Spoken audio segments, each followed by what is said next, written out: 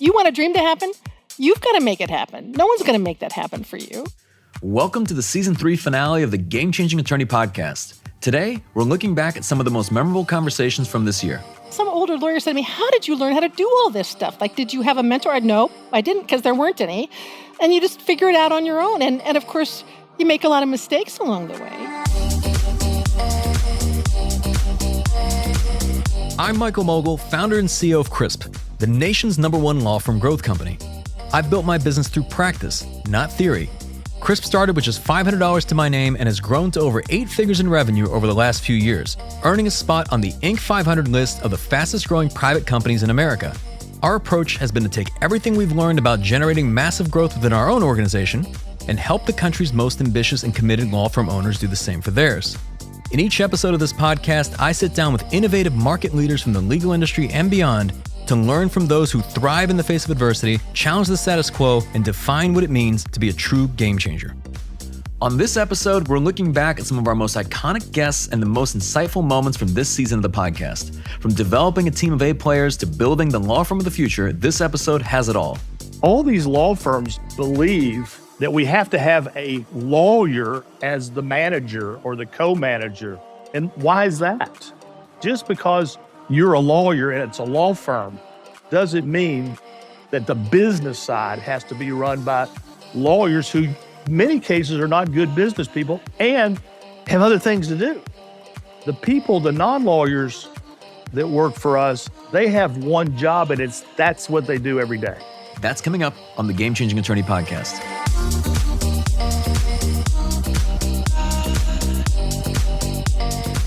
Before we begin today's episode, I want to remind you that we aren't beholden to any sponsors or run any ads on this podcast. This allows us to present all of our episodes raw and unfiltered.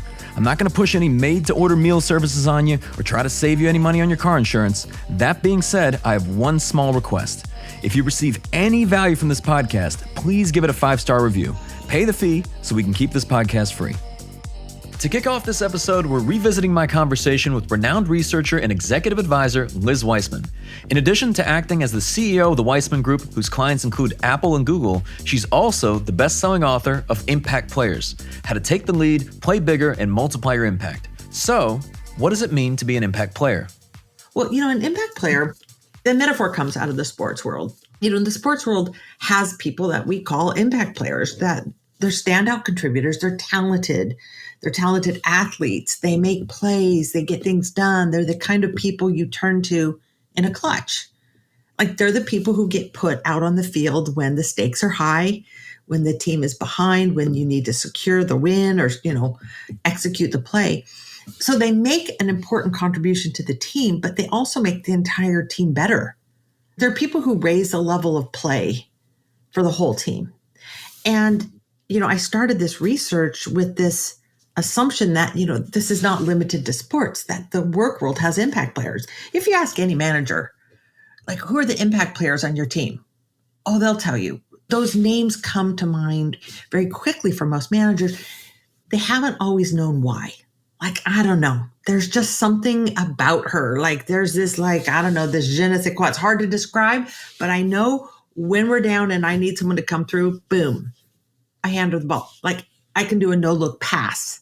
She's going to catch it. She's going to drive it through. And so I wanted to know why. What makes them different? What makes them tick? How do they think? And what do they do differently that ends up, in some ways, seeming small, but creates big differentials in the impact they have? And from my understanding, just to give people some context, that those that are listening, so your research on this was incredibly comprehensive. Like, if you could speak to just the process that you underwent in order to discover some of the findings we'll talk about. Oh my gosh, Michael, you know what? Like, if there's a way to suck up to me as a human being, it's pretty simple. It's like my favorite cookies, or just tell me the research was comprehensive. Like, it really, thank you, because I really tried to do really comprehensive research. Because I think there's so many management books out there that are like ideas people just make up and it sounds good. But we really tried to do very thorough research. And, the nature of that was that we went out and talked to 170 managers and asked them to identify someone who was an impact player and then someone who was what I called an ordinary contributor. not like average or barely getting done, but a rock solid contributor. And so I'm trying to figure out what are the differences between rock solid contributors, people who are good hires, good attorneys, good members of a team versus those that are driving huge portions of the business, the people who are winning the most difficult or critical cases in your world. And then I also asked the managers to compare an impact player with someone who was under contributing. And for me, this was the most fascinating part of the research. It wasn't like, oh, tell me about a high performer and a low performer, like, someone who can't find their way out of a paper bag kind of low performer. An under contributor was someone who is smart, hardworking, and capable, talented, could have been top of their class in school. But yet, strangely, they're under contributing. They're missing the mark. It's like they're enigmatic, like somehow something's not firing right. The book is mostly about the difference between the ordinary contributor and the impact player. And you say that there's really 3 different categories, right? Because there's one in the middle too, right? There's like the high impact players, there's the under contributors, and then there's the typical contributors, right? But you mentioned all 3 are actually smart and talented. Yeah, and that's what I think what we tried to do in this research is hold those variables constant. So I didn't want to don't tell me about the difference between someone who's really smart and someone who can't think. I want to know, in a room full of equally smart, talented, hardworking people, why are some people completely off base? Other people are like turning a crank, going through the motions, and then other people are hitting it out of the park and making a huge difference. They're like business builders. They're game changers. Like, that's what I want to know with those other variables held constant.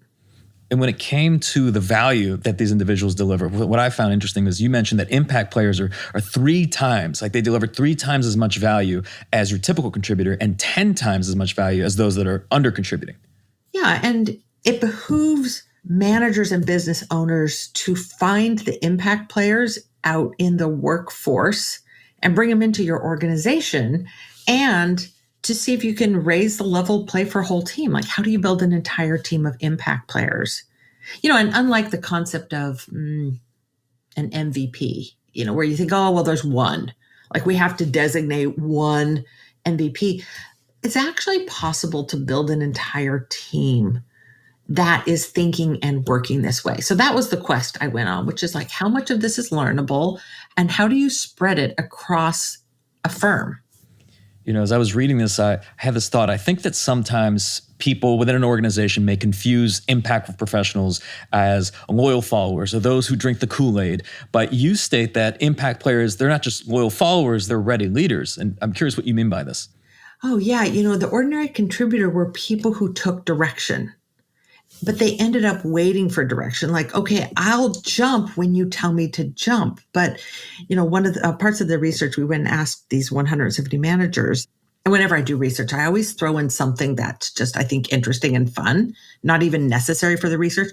And what I asked all 170 managers is, what do people do that most frustrates you?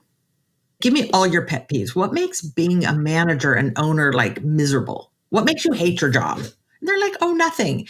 And then I'm like, oh, I think there's something. And then they start talking to me and there's a whole bunch of things. And then I also ask them, like, what do people do that you most appreciate? And top of the list of things that frustrate bosses, number 2 on the list is wait for the boss to tell you what to do. We don't want people who are like standing there waiting. We don't want attendants who's like, oh, okay, you need your coat. Let me go get your coat for you. We want people who are anticipating problems. When you look at the list of things that bosses most appreciate, number 1, doing things without being asked. Like, we want people who aren't really loyal followers. We want people who are kind of deputies and a little bit bossy. Like, you know what? Hey, I see this problem. I think something should be done. Do you want me to go do this? Yes, I do. Or, hey, I saw this problem and I just took the liberty of going ahead and calling a meeting and like, is that okay? Yes. Like, thank you. Now, I should say there probably are some sort of jerk bosses and maybe some people who have got like lots of anxieties. Like, if you do that, they might just come undone. But I think they're very much the minority. I think most bosses want people who are willing to step up and lead without being asked. Right. I mean, if somebody, for example, walks by a painting and sees that it's off center, they can go to their boss and say, "Hey, I think should I center this, or just do it?" Right, and then say, "Here's, I've solved the problem." And I'm curious, from a leader's standpoint, how can they better coach their team members to step up in this way? Or in some cases, I know you mentioned even like stepping back, but it seems like it's a function of understanding what aspects you have control and influence over, right? Yeah. Well, I think it's being a permissive kind of leader. It's saying, you know what, like, I will back you if you are taking forward motion. Like, I'm generally going to back you. I remember one point when I was working at Oracle, I could see that I was confusing everyone on my team because they would come in to give me updates on projects. And I'd get so excited. I'd be like, "Oh, yeah, that's great. Have you thought about this? Have you tried this? Or what about this?" And their eyes would get all glazy. And so I wrote in big letters on my door, kind of functioned a little bit like a whiteboard. And so I wrote in big whiteboard marker on my door to my office. I just said, "Ignore me as needed to get your job done." And, everyone thought that was funny, but also on that door were listed like, here are 3 top priorities. Ignore me as needed, meaning don't take me so seriously. Like, if you know the right thing to do, you just do it. And if I disagree with what you do, I might just throw a small fit for a minute, but in the end, I'm going to back you. There's a great technique I learned from John Chambers, the former CEO of Cisco. When John was hiring his first vice president into the company, a man named Doug, who's going to run customer service, he said to Doug, when it comes to this part of the business, you get 51% of the vote and you get 100% of the accountability, which I love because what he's saying is, Doug, you are in charge, not me. And see, we forget that people look to us as leaders and owners and assume we want to be in charge and that we are in charge. And when problems arise, they should give them to us. But what we have to do is say, no, I'm going to create owners out of other people. And you may not be able to create equity ownership in your firm, but what you can do is you can give people ownership of a project or their world, which is like, you are the leader of this, not me. Meaning, you know what, ignore me as needed to get the job done. Step up and lead, don't wait. And so there's so many things that we need to do to permit people to work in the way that we want them to work and that really they want to work. Impact players take ownership and step up to the challenge when called upon. But what role does mindset play in approaching external and often uncontrollable obstacles? Theodore Rubin, who was a psychotherapist, who said, the problem isn't having problems. The problem is thinking otherwise and thinking that having problems is the problem.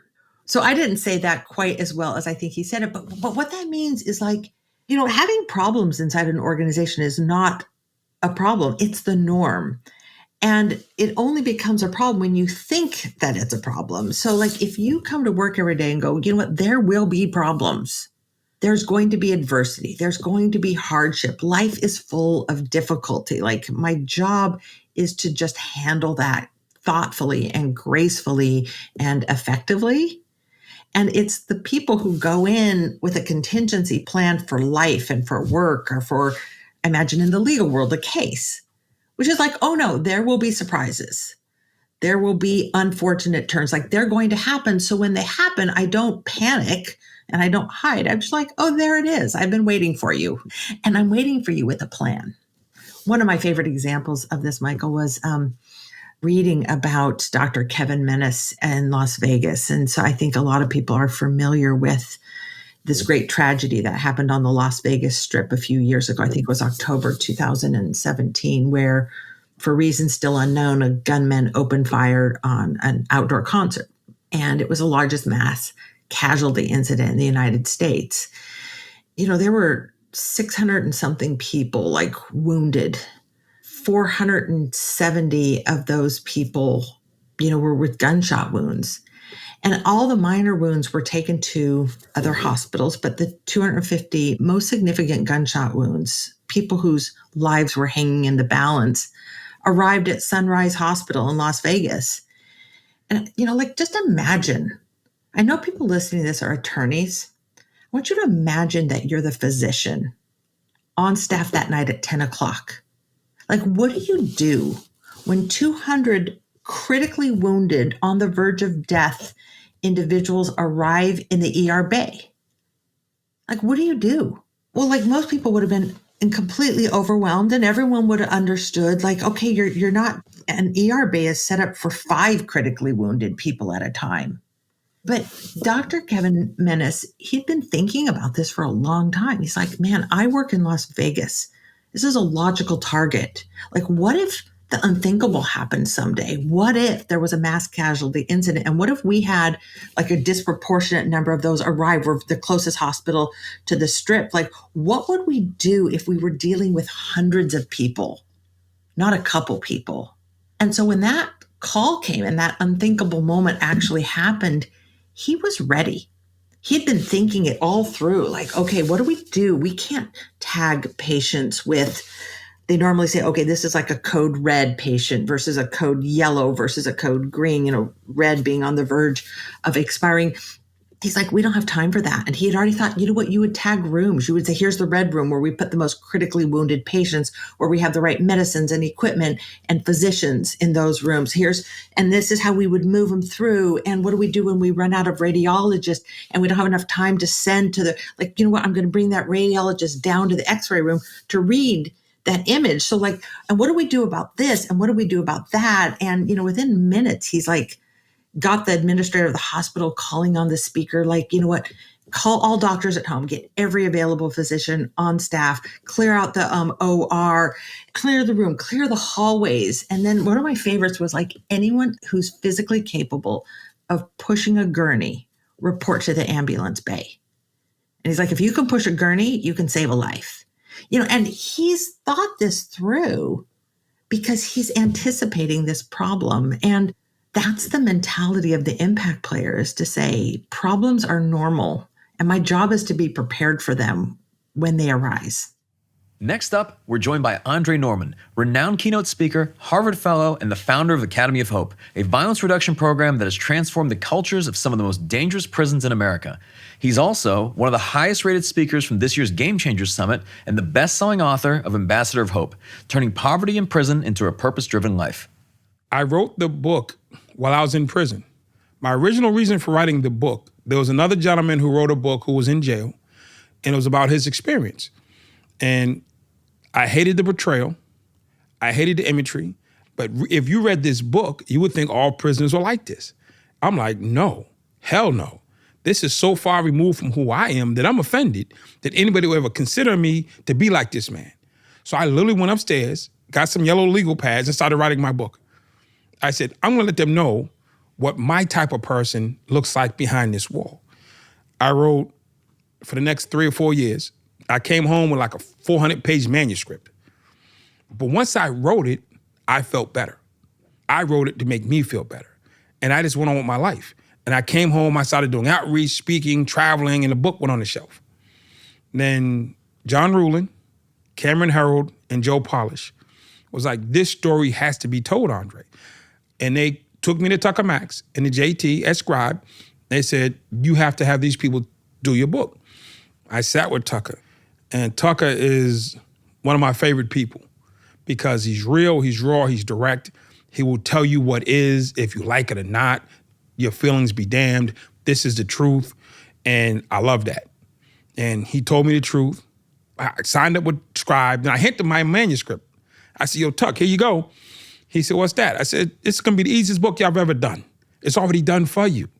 Just like clean it up, put a cover on it, and we're ready to go. He says to me, Andre, have you ever written a best-selling book? I said, no. He said, then why would I use this? Why do you want a non-best-selling book writer to write your book? Let me do what I do, and then check with me after. They took the 400 pages that I had given them, and none of them made it into the book. I read the book that he wrote, and I cried. So often, we diminish the abilities and skill sets of somebody else because we do it at a generic level.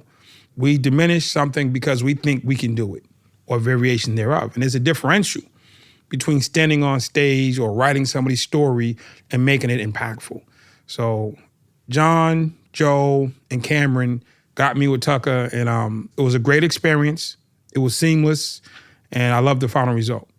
So early on, when you start the book, you tell an interesting story to characterize who is Andre Norman when you're in prison. Right. And you wake up in your jail cell, you're hungry. I'm hungry. I get hungry often. Yes, but I think it's important that you tell the story because of like who you were at that point, what the mindset was, and what it was like to interact with you. Well, first, my big brother, Dave Spence, because I told him the story. He said, that's the story I want in your book. Dave Spence requested that. So because I love Dave and he's a big brother to me, I put it in there. Tucker decided it went first, but it was going in there. So the story was, I woke up, I'm in prison. I'm the third ranking gang member in the state. I control contraband, I control knives, I control gang movement, I control a lot of stuff. So I wake up in my cell and I'm hungry. And as a prison boss, you get benefits. So I said, I'm hungry. I get up, walk out of my cell.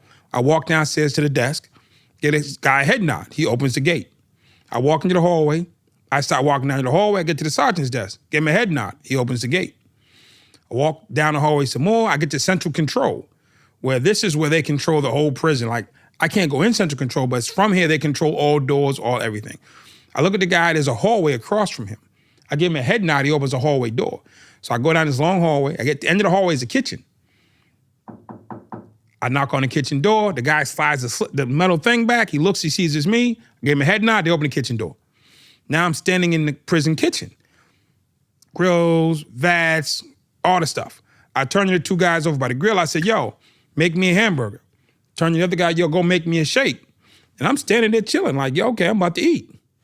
Then this guy comes out of the kitchen, out of the back, suit jacket on. He says, what are you doing in my kitchen? You're not dressed properly. You're not this, you're not that. You're not on my schedule. Who are you? I'm like, he's screaming at me like, who are you? What are you doing in my kitchen? I'm like, slow down. He said, well, who are you? At the time, we're gonna go back to the 90s, there was a song out called The Regulator by Warren G and them. I said, I'm the regulator. He says, well, what do you regulate? I said, if you go home or not. He says, what do you mean? I said, first, all this screaming you're doing is not necessary. We're grown men, we can communicate like grown men. And I regulate if you go home in a box or you walk out of here on your 2 feet. That's who I am. And he heard me and he's looking at me like to see if I'm joking, but I'm not joking. I'm like, dude, I can kill you right now. Understand where you are and who you're talking to, because evidently somebody didn't inform you of what's really going on in here. You read the manual or the handbook for staff, that shit don't matter in here. I decide if you go home, not you. Now, if you don't pay attention, let me help you out. I came through 5 locked doors to get into this kitchen. Everybody in here is doing exactly what I said, including your staff, with no problems and no issues. You got the problem. And you're trying to get in my way of eating. I'm not trying to be a tough guy. I'm not trying to be over the top. But this is facts. Right now, they're cooking me a hamburger. And you're telling them not to. If I kill you, you'll be dead. Your wife will miss you. Your kids will miss you. I'll go to solitary confinement, maybe 5, 6, 7 years. And while I'm in solitary, I don't have a wife. I don't have kids. I'll sit in solitary. I'll do my solitary time. And then they're going to let me out of solitary. Because I just came out of solitary for trying to kill 8 people. I'll get back out in 7 years. Now I'll be standing back in the same kitchen, and they're going to make me a hamburger then with no qualms. So my only dilemma, which is the question to you, do I get a hamburger today or do I give it in 7 years? It's your call. I'm just hungry and I'm patient. And he's looking at me like, oh my God, nobody's coming to his rescue. I just threatened to kill him like 5 times in the air shot of like 4 guards. Nobody's moving. I'm like, today or 7 years, brother, it's your call. And he walked over to the grill. He said to the grill man, make him 2. And then he ran into his office and slammed the door and called his wife. Like, oh my God, what did I get myself into? What they didn't explain to him was prisoners run the prison. They just work there.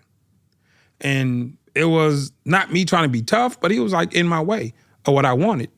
And when people get in my way, you got to deal with it. And there's consequences to everything.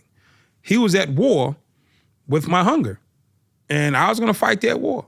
If it meant 7 years to victory, then I'll do 7 years to get to my victory. And he'd have just been a casualty along my way.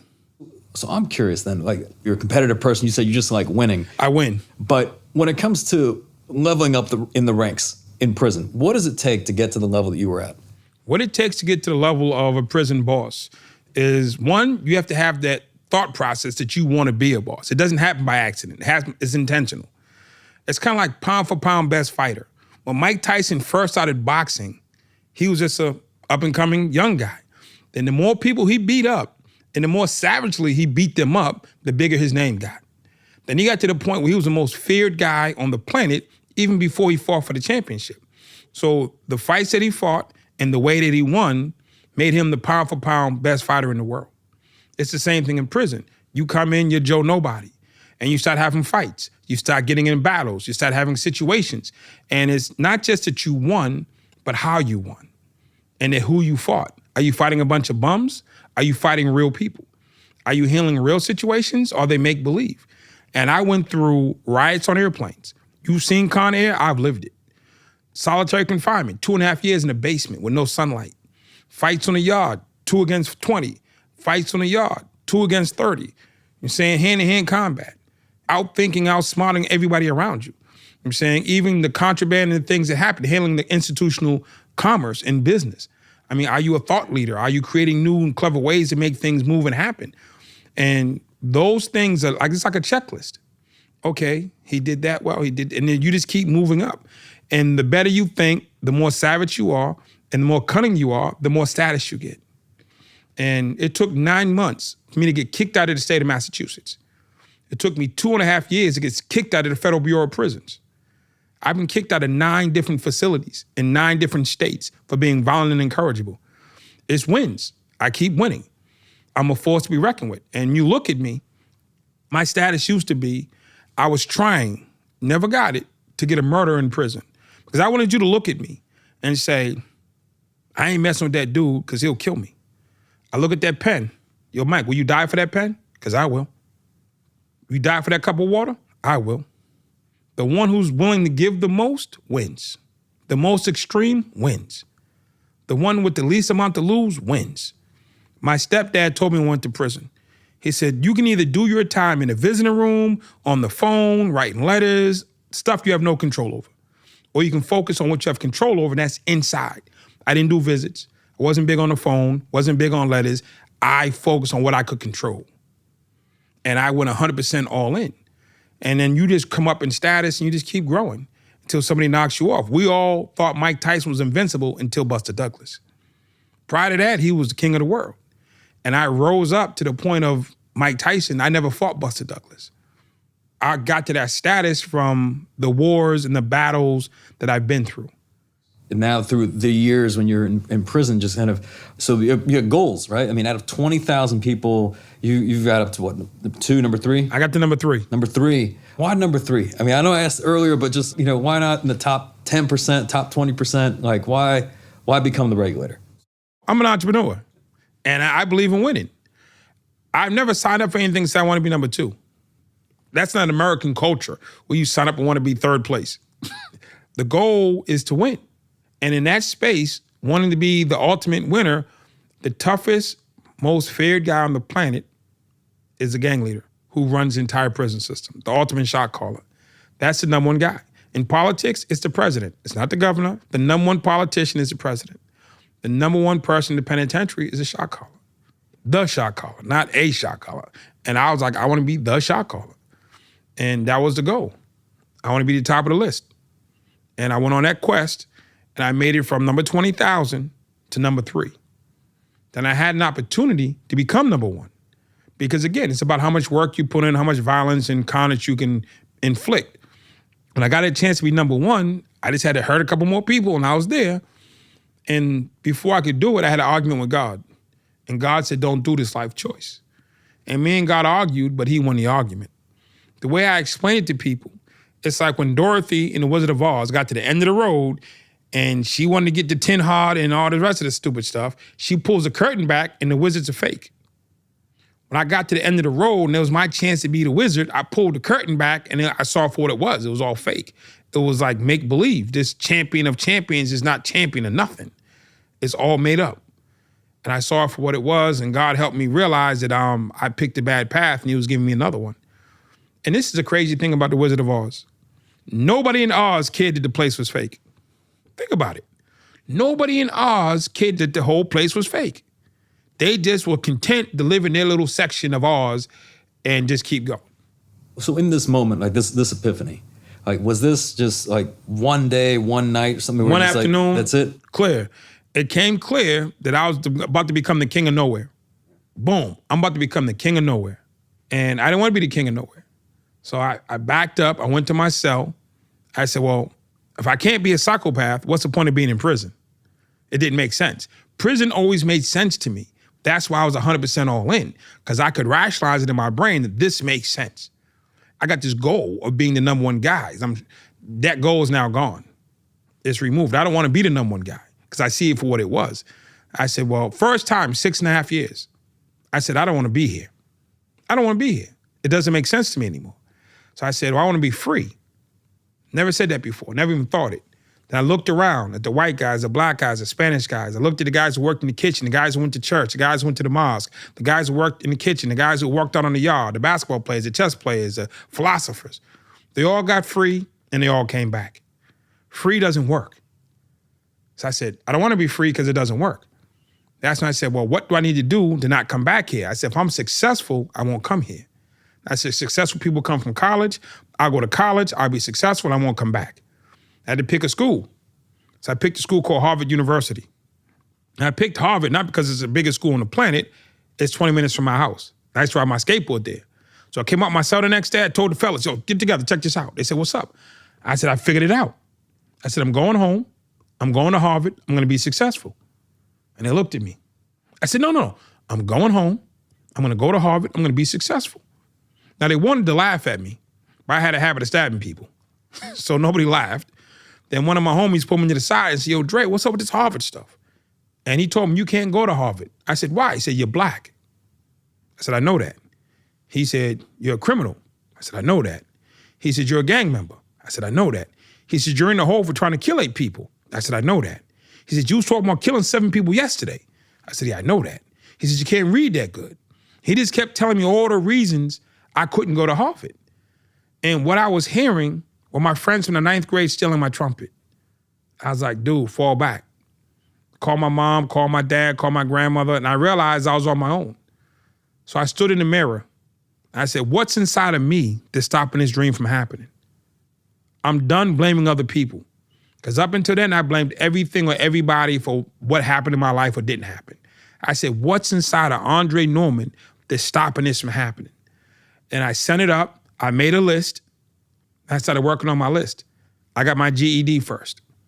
Then I started going to anger management classes because I had a slight anger management problem. Then I went to the law library and taught myself the law. I became a jailhouse lawyer. I reversed my case on appeal. And I started going to self-help groups. I started going to programs. I started writing my own book. I started doing everything I could to better Andre, to put myself in a position to be successful. Then I went to the parole board, and the first time I went, they told me no. Walked in, they heard my story, heard my pitch, they said no. And instead of being the angry black man, which is who I used to be, I asked them, I said, why did you say no? They said, you know something, usually we don't tell people, and they told me why they said no. I had an understanding. I went back and I worked on their list. When I came back the next time, I won my parole. Then November 15th, 1999, I walked out of prison with a GED and a goal. Prison Parole Office Youth Center. I started talking to little black kids who looked just like me not long ago, telling them, you're going to jail not because you're black. You're going to jail not because you smoke weed or carry a gun. Somebody let you down, they haven't been there for you, and it hurts. And you act out. At 8 and 9, it was cute. At 14 and 15, it's criminal. Let me show you how to heal yourself internally and deal with your trauma. Then you can live a great life. Started with black kids, then started with black girls, then it was Spanish kids. Then they asked me to go to the white school. I'm like, white kids ain't got no problem. This is their country. They own everything. I went to a white school. They drink at the white school. They do drugs at the white school. They have bullies at the white school. They had fat kids at the white school. That was crazy. All the shows I grew up watching, white kids had it fixed by the end of the half hour. So to walk into a privileged suburban school and these kids had problems, it was too much for me. I was like, wow, they got jacked up lives just in a bigger house. And I realized being 15 was tough no matter where you came from or what you look like. So my philosophy became, if you call me, I'll show up. No more screening or check the box. You call me, I show up. And for 22 years, I've been showing up. To continue this lineup of game-changing guests, we revisit my conversation with high-profile trial attorney and senior partner at McGinn, Montoya, Love & Curry, Randi McGinn. As the first female president of the Inner Circle of Advocates, a group of the top 100 trial lawyers in the country, Randi's built a reputation as a force to be reckoned with, both in and out of the courtroom. During our conversation, I asked Randi what separates the good trial lawyers from the great ones. He or she who tells the best story wins. That's how it works. That's the secret to winning cases. And so if you're going to be a great trial lawyer, you have to become a master storyteller. And you do that by first being a student of storytelling. And so if you are watching a movie that has that affects you greatly, or if you're reading a book that touches you in some way, you need to break down why it is that book or movie was so effective, and what about the story was effective. So things like, what point of view is the story told from? And what is the most effective point of view? What kind of chronology do they use? Do they tell it from beginning to end? Do they start in the middle? Do they start and then go have a flashback? How did it work? Or did they have two-track storytelling, sort of the Jaws way of the movie, right? You hear the music, dun, dun, dun, dun, and you see the little person playing in the water, and then you hear the dun, dun, dun, dun, and you don't even see the shark, you just hear the music, person playing in the water, dun, dun, and now you see the fin come up, and you're saying, oh my gosh, it's building tension as you see this thing coming to each other. So you see how effective that was, and you say, can I use that in the courtroom to tell a story? Can I say, here is the drunk driver slamming it down. Here is our little family getting ready to go to church. Here is the drunk driver having another one. Here is the family coming to church. You tell the story in a way, it's building suspense, and the jury knows what's going to happen before it ever happens. And so that's what I tell young lawyers, is that you've got to learn how to tell stories. And if you're just terrible at it, the best advice I can give people is to sit down with little kids, as you know, Michael, because they won't put up with a bad story, right?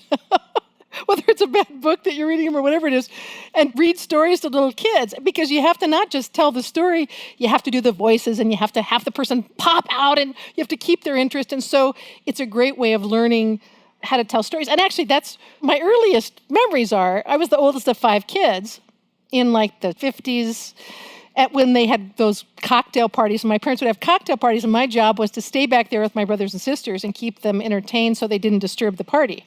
So I would have to tell them stories, and I would make up stories in the back room and tell them all these stories to keep them entertained. So that's how you learn how to do it. You're paying it forward as a female trial attorney yourself to other women as well. And when you're mentoring them and perhaps even putting out educational content, some of the things that I've seen is you encouraging them to lean into their authenticity. Why has this been a barrier for many? And then why do you encourage that? Because law school messes you up, right? Law school tells you this is what a lawyer is. You get this lawyer in your head. By the way, it got me too. When I first started practicing law, there weren't any women lawyers. There were only guys. Right? So what you did was you dressed like the guys. So I had a black suit and I had a dark blue suit, and they even had stupid little women ties. I don't know if you remember those little rosette things that were like female versions of ties. I don't know why guys wear ties. They're horrible. Anyway, so there I am. And then I would put my hair up in a bun, and go into court in this very severe suit. And until I saw myself on TV once. I was working at the DA's office, and I saw myself on TV, and I said, oh my God, I look like my grandfather. It's horrible. And decided that's not really me at all. And then started finding a way I could be myself in the courtroom as far as how I dressed and my style, and just had to do it on my own because there weren't any other women lawyers. I don't wear suits in the courtroom. I think jurors don't like lawyers much, or what they think of as lawyers, and they look in the courtroom for someone who is like them, who speaks in language that they speak as opposed to legal phraseology and big words, and who looks more like them. So my outside persona is I don't wear suits. I mean, the truth is I'd wear jeans all the time in court if they'd let me, but they won't let me do that. So what I do is I wear dresses and sweaters. That's what I'm comfortable in, and it looks professional enough, but it doesn't look like a lawyer. It looks like a person. maybe even one of your school teachers from when you were in grade school, and when they look around for somebody to explain to them what's going on in this very strange environment for them, they look to me and not the guy in the suit. People are looking for somebody else to be that trailblazer, I think, or someone else to be that example or that inspiration. What do you think made that person you? Well, no one is coming to save you. You've got to save yourself, right? Or if you want to do something, it's not like I learned when I was a kid that Prince Charming is going to come along and sweep me off my feet and make all my dreams come true, right? You want a dream to happen? You've got to make it happen. No one's going to make that happen for you. And so that's what I figured out early on. In fact, Michael, some older lawyer said to me, how did you learn how to do all this stuff? Like, did you have a mentor? No, I didn't, because there weren't any. And you just figure it out on your own. And of course, you make a lot of mistakes along the way. You try out something and it doesn't work. And when you're a young lawyer, what young lawyers do is they pattern themselves after other lawyers, right? So now that there are some women role models, and as a young lawyer, that's okay. You can try on this person's style and see if it fits you, but if it doesn't, then reject it and find your own personality that works for you, because something that works for one lawyer is not necessarily going to work for you. But it's okay to try it on and see, and then say, no, that's not me, and then try on something else. That's how you figure out who you are when you're a young person and you're not quite sure who you are yet, So, and I just had to keep doing it because there wasn't anybody to copy. So I just had to try different things and see what worked. Well, I think it's doing things your way. And even on that note, I mean, there's practicing law and then there's running a law firm. I'm curious, what led to the decision to start your own firm, and how would you do things differently?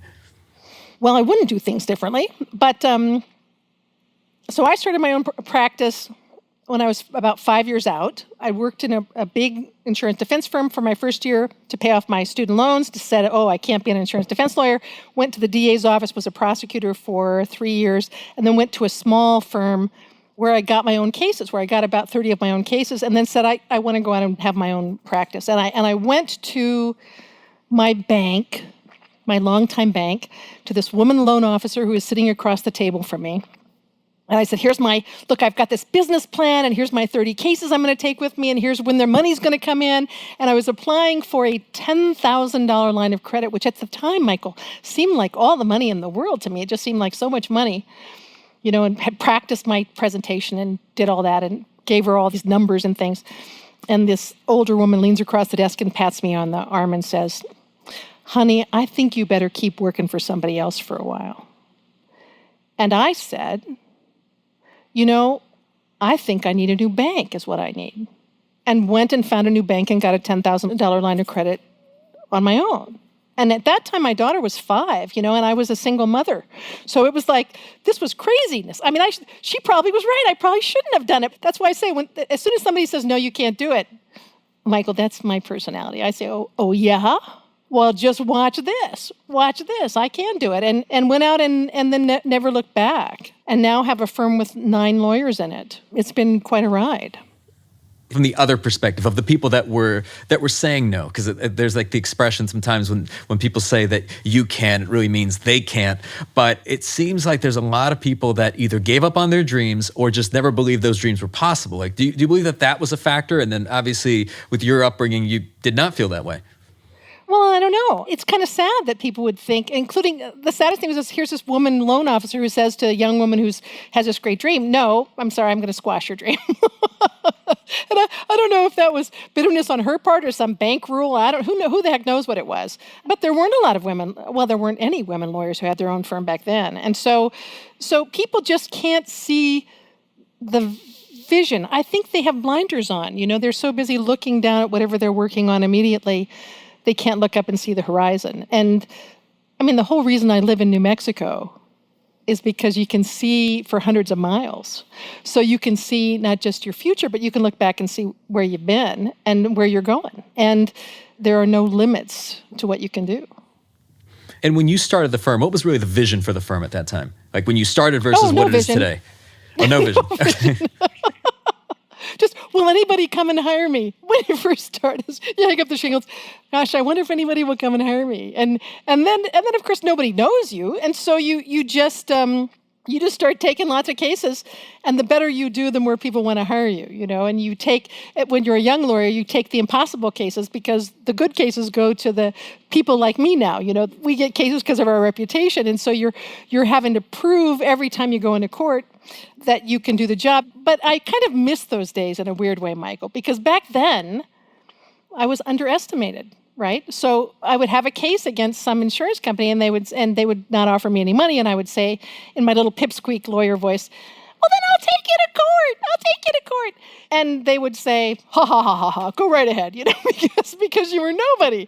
And so then you would go to court and you just squash them. And you do that a couple times, and now the problem is, because I've hit somebody before, it's one thing to try to settle a case when you have no track record, but after you've hit a couple people, now they start taking you seriously.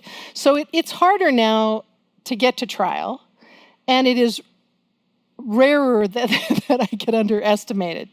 And they end up, putting big wigs on the other side, big name lawyers on the other side to take me down, which is always the most fun too. But we don't get as many trials either because they're afraid and then they settle the case. And that's too bad because I love trial work. So what were some of the lessons that you learned just when you were growing the firm? I mean, I imagine just that entire process, whether it came to building the team, to the culture of the firm, I'm sure there were some mistakes along the way. Like, what are some of the things that stuck out? The thing that we still are working on learning, fire fast, hire slow, right? When somebody has some major problems, because my 3 women partners and I would always work with them and, bring in counselors and try to help the situation. Always, none of it ever worked out. If there is a problem employee, you should recognize that pretty early and then just say, okay, this is not a good fit and you have to go find another job, as opposed to trying to fit the square peg in the round hole, So we're still working on that. I mean, I think hiring a good team is the hardest thing of all, and finding the right people, because people interview really well and then they get in and they don't fit at all, right? And so we now have a 90-day probationary period, and we are examining in that 90-day probationary period, are they a good fit or are they not a good fit? And if they're not, then you need to go find another job and we'll find somebody else who is a good fit. And then take our time to find the right fit at the front end by hiring slower as opposed to just filling a slot. So that probably is one of the more valuable ones. So you always hear from people when they look back that there were certain moments that were almost like catalysts behind driving a lot of transformation and just driving a lot of growth, like certain key moments of whether there was the career or even in their business. Looking back, do you remember any of those that it kind of took you from where you were in one position to really growing to another, whether it was reputational or otherwise?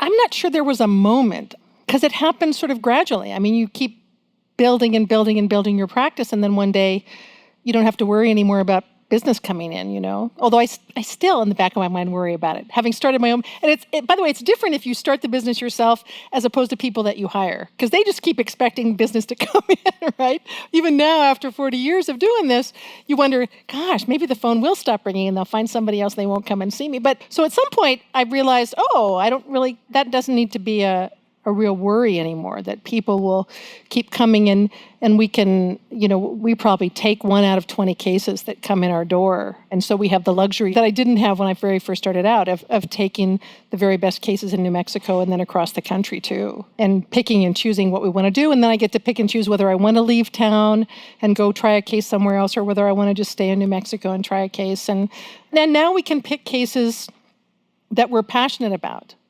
We don't have to take cases to pay the bills anymore.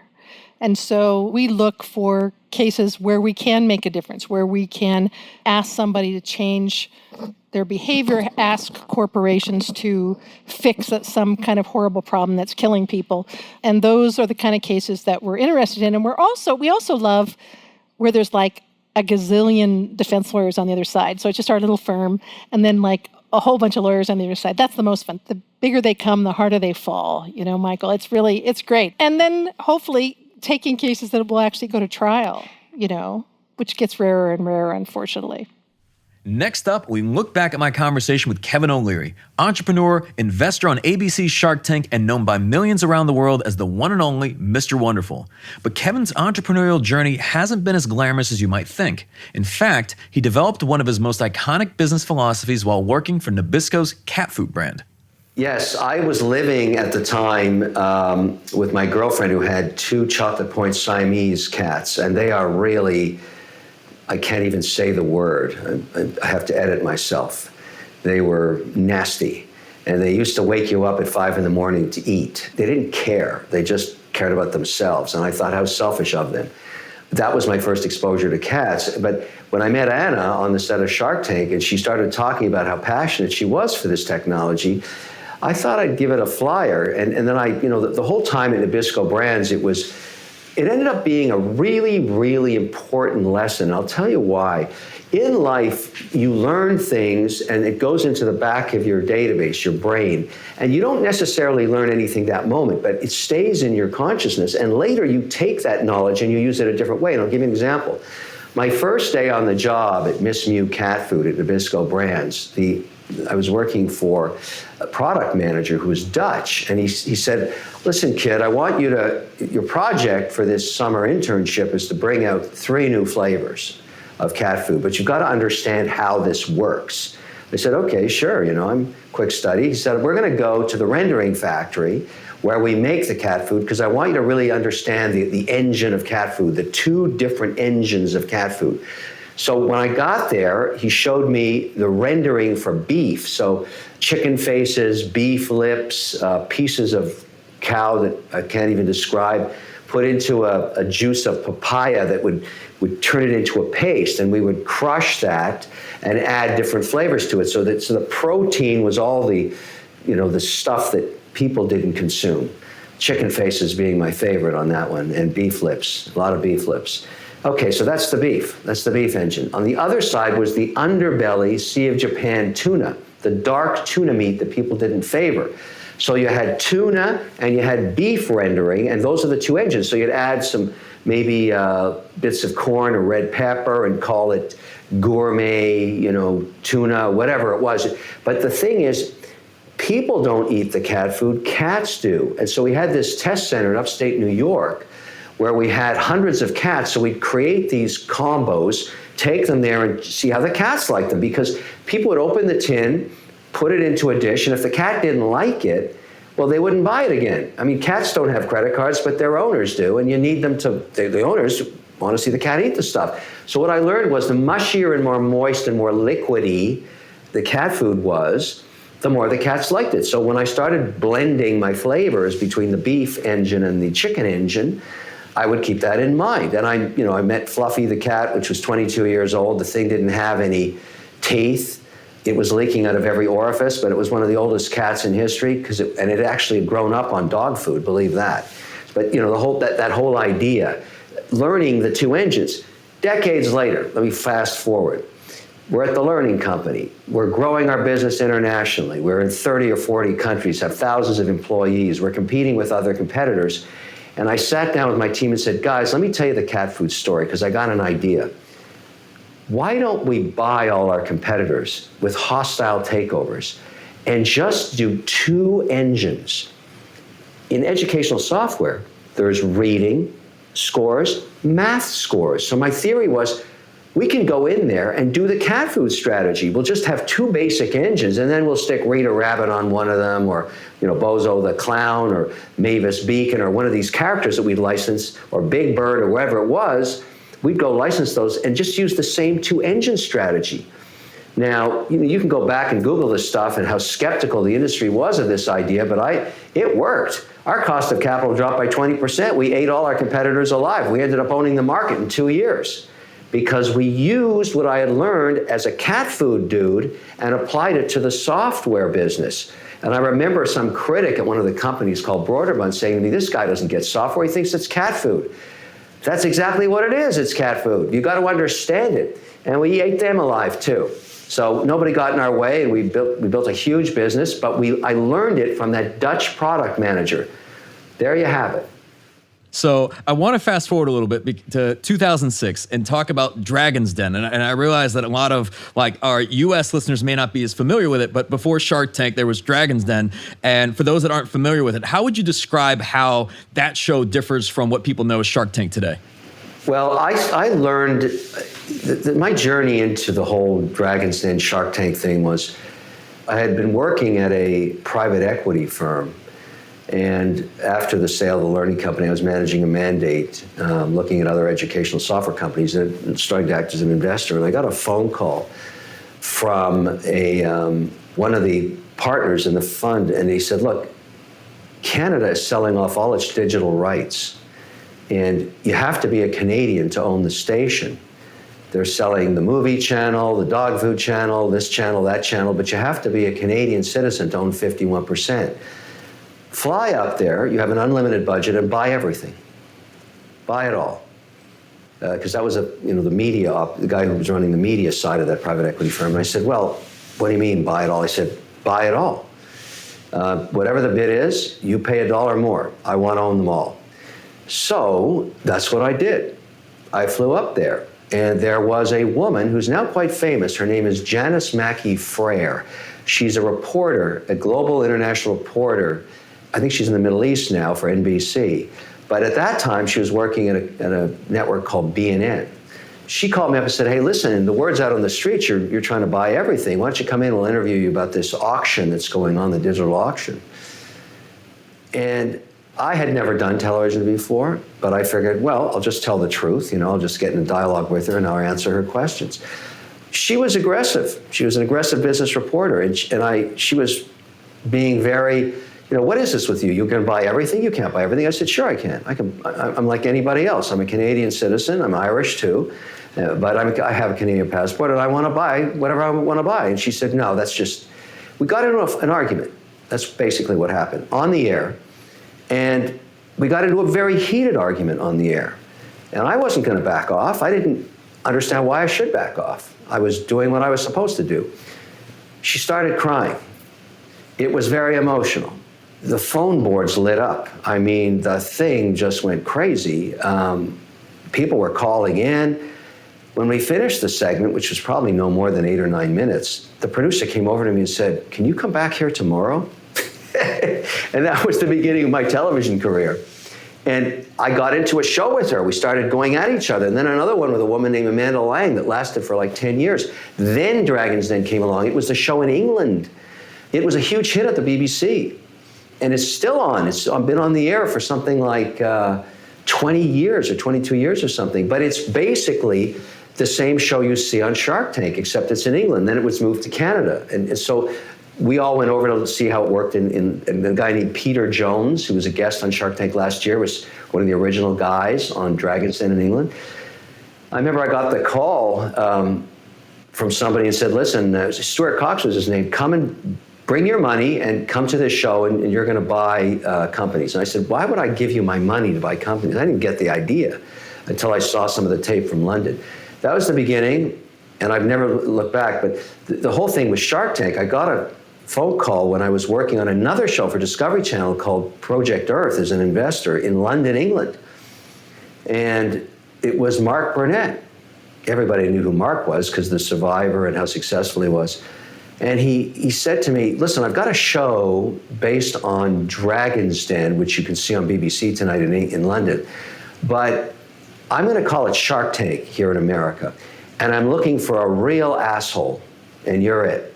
And I said, Mark, why would you say that? He said, no, don't go changing. I'm looking for you. Get over here. There's 2 tickets at the airport. I want to meet you at Shutters tomorrow morning, talk about this opportunity for you.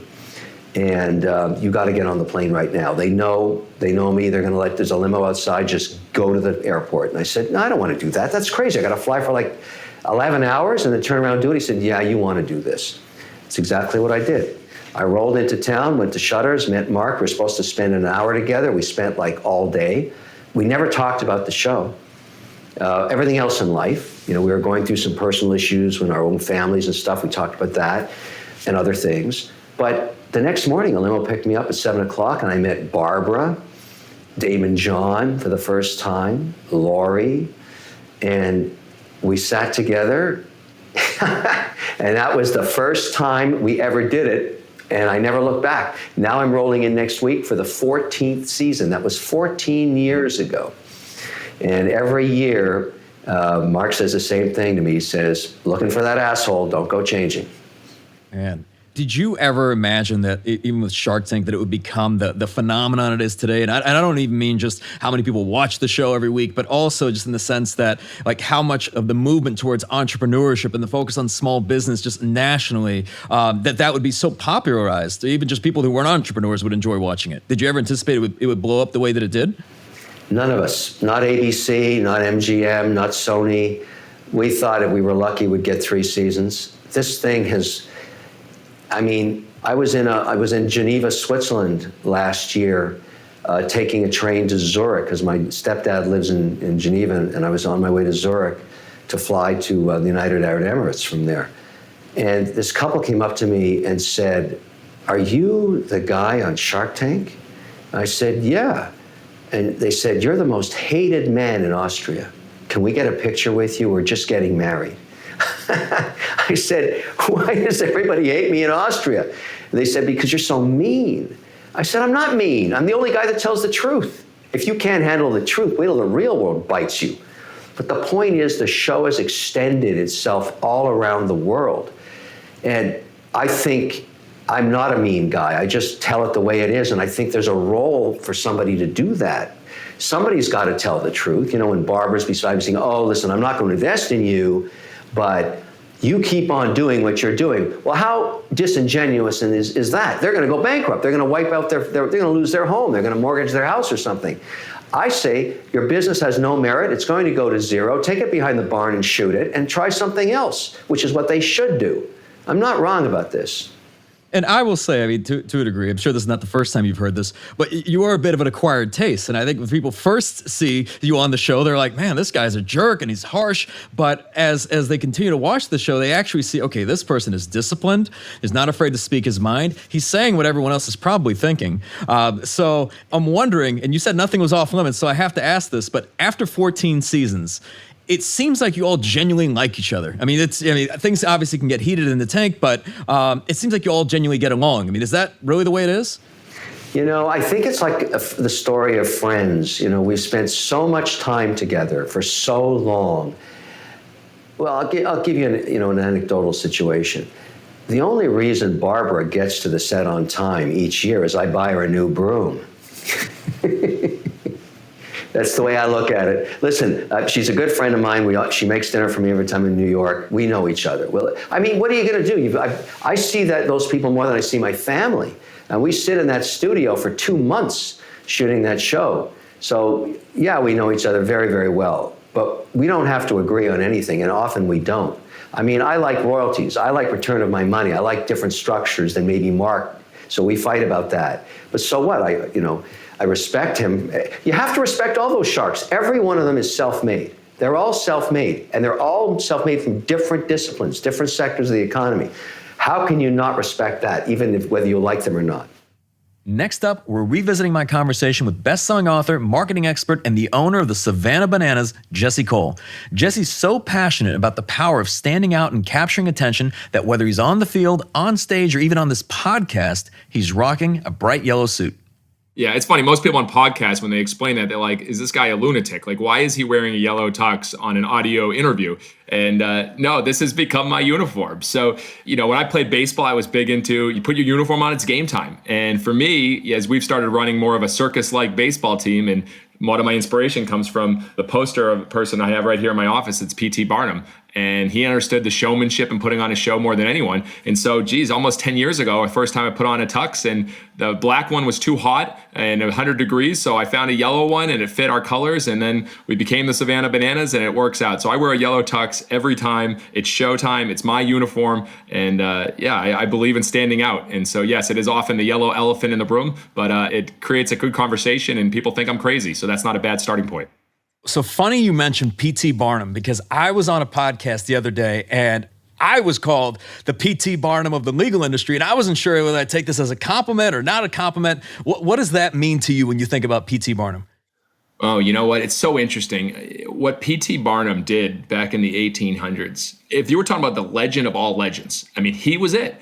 I mean, he was the best marketer, promoter, writer, speaker, of his time. Like, I mean, he was best friends with presidents. Like he met the Queen. He was the guy that everyone reached out to, and he knew how to bring together a cast of characters and entertain better than anyone of any time. And I put him right there with Walt Disney. People kind of give him a bad rap because they take quotes that he never even said. His rival said that he said there's a sucker born every minute. PT never said that. His rival was smart and put it on him. So he was never about that. And I think if you get called the PT Barnum, it means you're very good at getting people entertained and excited, and people want to be around that.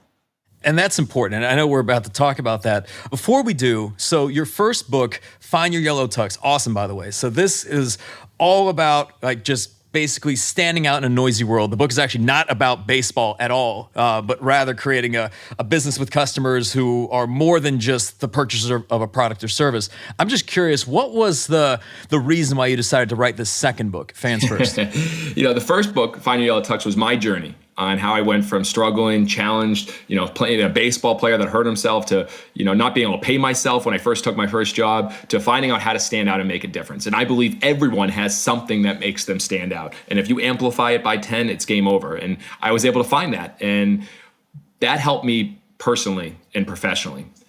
But Fans First literally changed the game for our organization. And fortunately, it's spread and made an impact on a lot of different organizations. And Fans First is the next book, and it's the name of our company, Fans First Entertainment. It's our mission, Fans First, Entertain Always. Every decision we ask, is it Fans First? We follow the Fans First way. Everything that everyone sees about marketing and social media about us, it starts from the root of Fans First. And I believe that too many people are focused on chasing customers as opposed to creating fans. And that's what we spend all of our time doing. So from what I recall, you got into this business in a pretty interesting way, right? So you got injured, then you went from being an intern to a general manager, all in your 20s. I got injured right away my senior year, and I was talking to pro teams. Like, I literally thought my dream was going to come true. That ended that career, and I got an email about an internship. I was like, I'll take it. And that first day on the internship, I remember I show up, and the sales director says, here's the phone book. Start selling sponsorship. And I'm like, well, what are we selling? He goes, just anything you can sell. And I realized that the team was like the worst in the league in attendance, not selling anything. But fortunately, I was able to connect with business owners, and I convinced them to buy some things. And I sold more than the GM and more than the sales director. So I got offered the job as a GM after a few months of the new team, or of a team in Gastonia, North Carolina. And the reason why you get offered a job as a GM at 23 years old is it's the worst team in the entire country. Like, literally, that team had $268 in the bank account my first day. And we had 3 full-time employees, and payroll was on Friday. And they were only averaging a couple hundred fans a game. And I wasn't able to pay myself for 3.5 months. So I took this job right out of college, and I couldn't pay myself until December 15th was the first paycheck I took.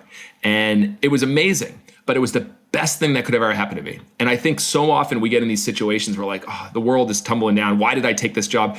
But it forced me to fall in love with learning about P.T. Barnum, Walt Disney, sales, marketing, any customer experience, anything to get people to come out to our ballpark. And I pushed myself and pushed myself and pushed myself. And that was the best thing that ever happened. And so for 10 years of experimenting in Gastonia, we went from lowest in the country in attendance to 4th in the country in attendance, became $1 million franchise. And more than anything, I learned that promotions like Flatulence Fun Night and Salute to Underwear Night and sometimes grandma beauty pageants don't work as well, but some other ideas do. And that was a great experience for me.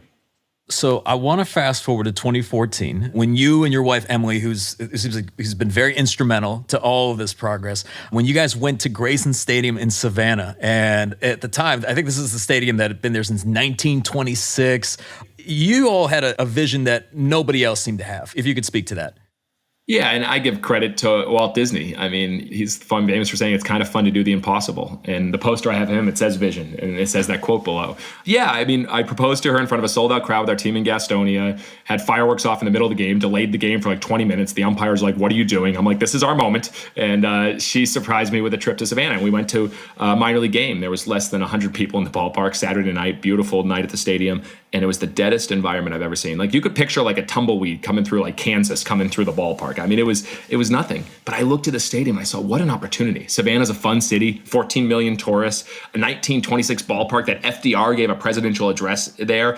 Babe Ruth and Hank Aaron played there. I said, there's something here. And so, yeah, I reached out to the commissioner of the Coastal Plain League, the college league that we're in, and I said, we want this market. And he said, sure, Jesse, whatever you say. And they left. They said they couldn't be successful there. They wanted a new stadium. And we convinced the city to give us a chance and got the keys on October 5th, 2015. And the fans have certainly come out and supported you. So I guess to take it back to opening day, you've got the team, you've got the stadium, you've got a name for the team, a plan. Now it's down to executing. What was opening day like? Because I think in the book you describe it as cursed and magical. July 17, 1955 was when Disneyland opened, and they called that Black Sunday because everything went wrong at Disney. I mean, there was flooding, the cement wasn't poured right, people were getting their shoes stuck in the cement, overflooding, the bathrooms weren't working. It was a disaster. Ours was pretty close to that. It absolutely poured rain. We convinced enough people to come out because I think they were expecting us to fail. So it was a sold out crowd, and it started pouring, and people just rushed into the stadium. We didn't know how to crowd control, so they just ran to the stadium. And so we didn't have food ready or anything. So we started getting food ready, but we were behind. And I mean behind. It was all inclusive because every game in Savannah, you get all your burgers, hot dogs. We went through 10,000 pieces of meat, and we had about 2,000 ready. And people had to wait 2 hours for food. It was bad. They rushed in. People were soaked. The whole ballpark was wet. It was just that sense of disaster. But at 8:30, when we finally started the game, an hour and a half later, and I looked up in the crowd, not one fan had left. And I was like, this is special. If I waited an hour and a half for food in the pouring rain, sorry guys, I'm out of here. But they all wanted to give us a shot, and they were in banana costumes and they were ready. And I even had the Bananas dance out in the rain, which was very funny. It was a weird ask, can you guys, we're in a rain delay, can you just dance? It's raining, Jesse. Are you interested? Okay, we'll do it. And all these moments happened, and it was very special. And we were wearing green uniforms because we weren't quite ripe. And the team made 6 errors and played terrible. We lost poorly, but fans stayed. And there were a lot of magical stories from that night. And I left and said, you know what? If we were this bad at the operation, the execution, but they gave us a shot, we're going to be okay. And from that night on, that year, every game sold out, and we've sold out every game since. Looking back at that, why do you think you got that initial buy-in from the fans? Meaning that, they could have shown up and took a glance at what was going on, being like, what the hell is this? What is this whole situation all about? And then just walked out the door, but they didn't. Why do you think that was? What's your meaningful differentiator? So any company, what's your meaningful differentiator? The one thing that you think has the most impact in making you different. And, there's a great book, Francis Frey, I forget, Uncommon Service. And it says you need to be willing to be bad at certain things, but to be amazing at certain other things. And so we chose the show. And as bad as the food operation was, as bad as the regular operation, parking, everything else, to see players greeting the fans when they came in, to watch the players dance during the game, to throw a first banana instead of a first ball, to lift a banana baby up and sing, na, Savannah, na, he, in front of the whole crowd. They all walked out, I believe, and said, I saw something I've never seen before at a baseball game. I was thoroughly entertained, and it didn't have anything to do with the baseball game because we played terrible. That became our meaningful differentiator, the show, the entertainment. We're at a 1926 ballpark. This ain't Cowboy Stadium where there's chandeliers and marble. We will never win that game. We will never win the best food in the game. We'll never win the nicest stadium. But I believe we could win the greatest show in sports. And so that's, at that day, that proved that was what we were going to focus on, and that's what fans come for. And they'll sit in an old ballpark, they'll have a regular hot dog, and they'll watch the show. And fans have really reacted well to that. Instead of spending money on traditional marketing, you go all in on creating these you wouldn't believe moments, right? Just for the fans. If you could elaborate on some of those. Yeah, we spent a ton of money in marketing when we first started and sold a handful of tickets. Newspaper, radio, we tried it all, and it failed. And then we said, well, what if we just create an experience that people would walk into the ballpark and say, you wouldn't believe what they did today. You wouldn't believe. And then every night you have 4,000 people leaving, telling other people what they did last night. What's a better, powerful, more marketing way of using your dollars and using the experience? So, yeah, the way we look at a script, and I believe every business should do this. I believe every business should actually script out the experience they want their customers to have. We used to have only 4 or 5 things in the pregame. We used to have our 18 half-inning promotions. We have 50 pregame promotions now. And during the game, we not only have our 18, but we have another 30 to so that happens while the game's played. And we script out an experience to be like a movie. So without going too far in depth here, Michael, but a great movie will make you laugh. They'll make you emotional. They'll make you have all these different feelings. It's not just like a thriller the whole time, you need to care. You need to get it down. You need to go through that. And a baseball game, you don't often have that because you can't control that. Well, we believe that we can control the experience based on having those ooh and ah special moments, by having those loud cheering moments, by having those thrill moments. And so we started crafting that. So a you wouldn't believe moment, every night the players come into the crowd and deliver roses to little girls and they get down on their knee. And if you have a daughter, you understand that feeling of seeing a daughter get a rose from a player. We had a woman come up to me and said that they still saved that rose for a few years. The rose is dead and it's just like a piece, but they saved it. Those moments, we salute all the military during the game, and we actually have our players walk into the crowd and shake hands and look them in the eye and say, thank you for your service. Those moments. In between all the little pie your dad promotions and the whole stadium doing hey baby and guess your spouse and grandma dance-offs and all the fun, there's those special moments. And again, whatever's normal, do the exact opposite. The 7th inning stretch has been a typical thing. Take me out to the ball game at every game, every ballpark in the world. Now, in the book, I do a 2nd inning stretch, so I have a little bit fun there, but we switched something up this Banana Ball tour. I said, can we create a moment that will give you goosebumps? And I heard the song Yellow by Coldplay. Look at the stars, look how they shine for you. I can't sing, sorry about that. And I said, what if we create a moment where everyone comes on the field, the players, and we tell every fan to lift up their phone with their flashlight. And we had the whole stadium and the players singing, look at the stars, look how they shine for you. And everything, it was all yellow. And I remember the first time I did it, and I looked at the stadium and saw thousands of lights and the whole stadium singing. And I was like, there's nowhere in the world anyone will ever experience this like this. And that's how you create a you wouldn't believe moment. You think about those moments that everyone else does. And instead of a 7 inning stretch saying, and take me out to the ball game, you're a part of a moment that you feel like you belong. And you're a part of something that you won't have anywhere else. And that's how we try to create our scripts.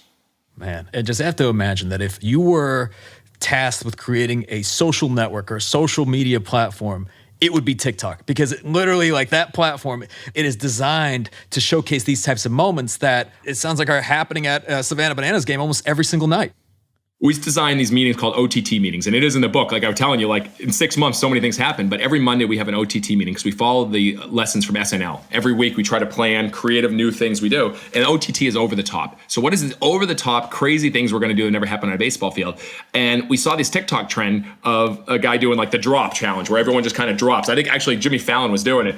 And we said, well, what if we had our pitcher and our infielders and our outfielder do it all during a pitch and then drop down and then actually pitch? And we said, let's just see what happens. And we put it out and it got 15 million views. We're like, okay, TikTok likes this. What other TikTok songs and trends can we do? And so we started developing the 3-2-2, the 3rd inning, the 2nd pitch, the 2nd hitter, and we always do a choreographed dance. And they've done ones we haven't released yet, Beyonce, Single Ladies, and Michael Jackson, and all these ones.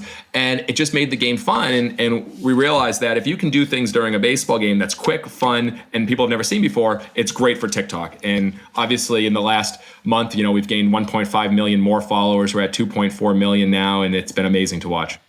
It seems like whenever these things are happening, the players are on board. And I imagine this has gotten easier over the years, but initially when you had some of these ideas, what was it like to get the players on the team itself on board and say, here's what we're going to do in this moment? It was tough in the beginning. I mean, we had guys, when I brought dance instructors out to teach them how to dance, players were like, I'm not doing this. And I shared that in the Find Your Yellow Tux book. But yeah, I think now that they see the power of the social media and the impact and what's happening, guys are like, oh, that'd be cool. Like if people know me for what I do. And like we've had that, like Bill Leroy, when we were looking at Kansas City as a place to play, we were all grabbing lunch and 2 different families of kids came up to you, are you Bill Leroy for the Savannah Bananas? And he was like, what? Like, he never helped that before. So now you get buy-in. But I think the key to buy-in for any organization, I know there's business leaders listening to this, and what I've learned is it's not just telling people this is how we do it. It's stories. And so no one gets a Bananas uniform or joins our staff until they go through Bananas Fans First orientation. And it's stories and videos of what players have done in the past to create fans first moments. It's stories that they can resonate with. And when I tell the story about Brian Encarnacion, the player that 2 kids came up to him and said, can I have your autograph? And he got down on a knee and said, only if I can have yours. And they gave their autographs on his hat. When I share that story with the team, now you look around our team and 10, 15 guys have autographs all over their hats. One guy did it all over his jersey this tour. Literally, his jersey is filled with tons of signatures. And that's how we get buy-in, is because it's the other players, what they did, and then those stories get handed down. Next up, we're revisiting my conversation with Robert Simon, co-founder of Simon Law Group and Justice HQ. He credits his success to relentless authenticity and focusing on collaboration with others. Whether you're a superhero or a super lawyer, we all have an origin story. So what's Bob's? I always knew I wanted to be a lawyer. When I was 11, my uncle, well, he's actually my great uncle, but I have a big Irish Catholic family. So my grandmother's one of the oldest. He's one of the youngest, but he's my dad's age. So he's like my uncle, but really my great uncle, hit by a drunk driver, is paralyzed. And we all come from very blue collar, working class Pittsburgh. I saw his lawyer have to fight for him. They said he was unbelted. It was his fault, all this shit. They settled in the middle of trial and ended up taking care of not only him, but my cousins, and gave him quality of life. So I always was inspired by that, knew I wanted to like pursue that path. So everything I did was kind of leading up to that. Like I went from Pittsburgh to then DC. I went for undergrad, did criminal justice, and then figured out where I wanted to live and went to law school there. And I was like, fuck, I want to live where it looks like every day is a beer commercial. And that's California. So went out to Pepperdine, never left. So I've been in Southern California, live in Manhattan Beach now, and started, rather than taking that big law job, they were going to pay me like 150 grand a year because I did well in law school. I went and worked for 55 grand a year, a third of what I killed. And by year 2 or 3 was making more than all my friends. But I was committed to this passion of trying cases for the injured folk, networking, hustling my ass off, and then started my own firm after 3 years. And off we go. You've described law school as coming pretty easy for you, right? Almost to the extent that you're sitting in the back of the room playing online poker and then you're still making great grades. Was that always the case? Like, where was the struggle? That's what I want to hear about. College was tough because my brother and I couldn't really afford it. My dad took out a lot of union loans to get us through there because it was expensive. We had some scholarships, but we were working 2 or 3 jobs all the way through college, eating ramen noodles and eggs, going on those dollar McDonald's menus, buying like 10 cheeseburgers, keeping them in a little mini fridge, that kind of stuff, eating pizza out of trash. I'm not too proud. I still kind of do that, right? If somebody throws something out a little too early. But coming out to law school, I didn't know you knew all this, but it was kind of easier for me. And this was the reason why I wasn't happy. The first year of law school, you have to sign a contract with most law schools, say you don't work anywhere else. You have to concentrate on this first year. And I was like, it was the first time in my life where I didn't have like 2 or 3 jobs. I can concentrate on one thing. And I was like, this is fucking easy. Like, I'm not playing sports. I'm just doing time management. I was in the best shape of my life because I had like time to work out and do things. I was like, this is pretty easy. So I did really well my first year. But I think the struggle comes where the second struggle came was when I went out on my own. Like, I didn't have a lot of money. I didn't come from a lot of money. I didn't take out any loans. It was, really had to strive that business. If you're a personal injury, you sign up a case, you're not going to get paid for sometimes 3-4 years if you're going the distance on it. So there was times, there was a lot of ebb and flow where we just take, my brother and I took huge chances and like, fuck it, let's just rent this big office building, sublet it out and grow into it. That's just, we think we can make it work. What's the worst thing that could happen? Like, we can go work for another firm anytime we want. Another big struggle is about 3 or 4 years in after I had hit a few big verdicts, but they were on appeal. But we had all these cases come through the door because people wanted me to try their cases. We couldn't say no to them. But my brother and I literally, I think for 1 or 2 years, we didn't take any money. Like, we had no money coming in because we're just waiting. It was on appeal, waiting to get paid. And we wanted to invest the money that came in into other things to get employees and things. So that's where, and then after one case paid on appeal and the next one did, and then then that crest of that wave hit, and it's been fucking fantastic ever since. But man, you just got to believe it and go for it.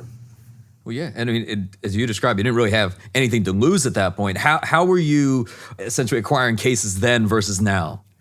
Never done SEO, pay-per-click, any case acquisition, anything like that. Back in the day, it was just literally ground and pound grassroots marketing where I was going to swap meets. My Spanish is pretty good. I'd just be helping people with general shit. I was going to chiropractor's office saying, I can refer you cases.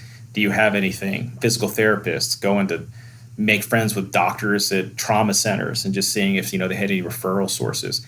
I had paid someone like $12 an hour back in the day just to get an Excel spreadsheet and start entering in the emails of every single person that I went to law school with. Because my law school gave me the list. You can go on the State Bar website, find the emails. And I just started doing like email campaigns.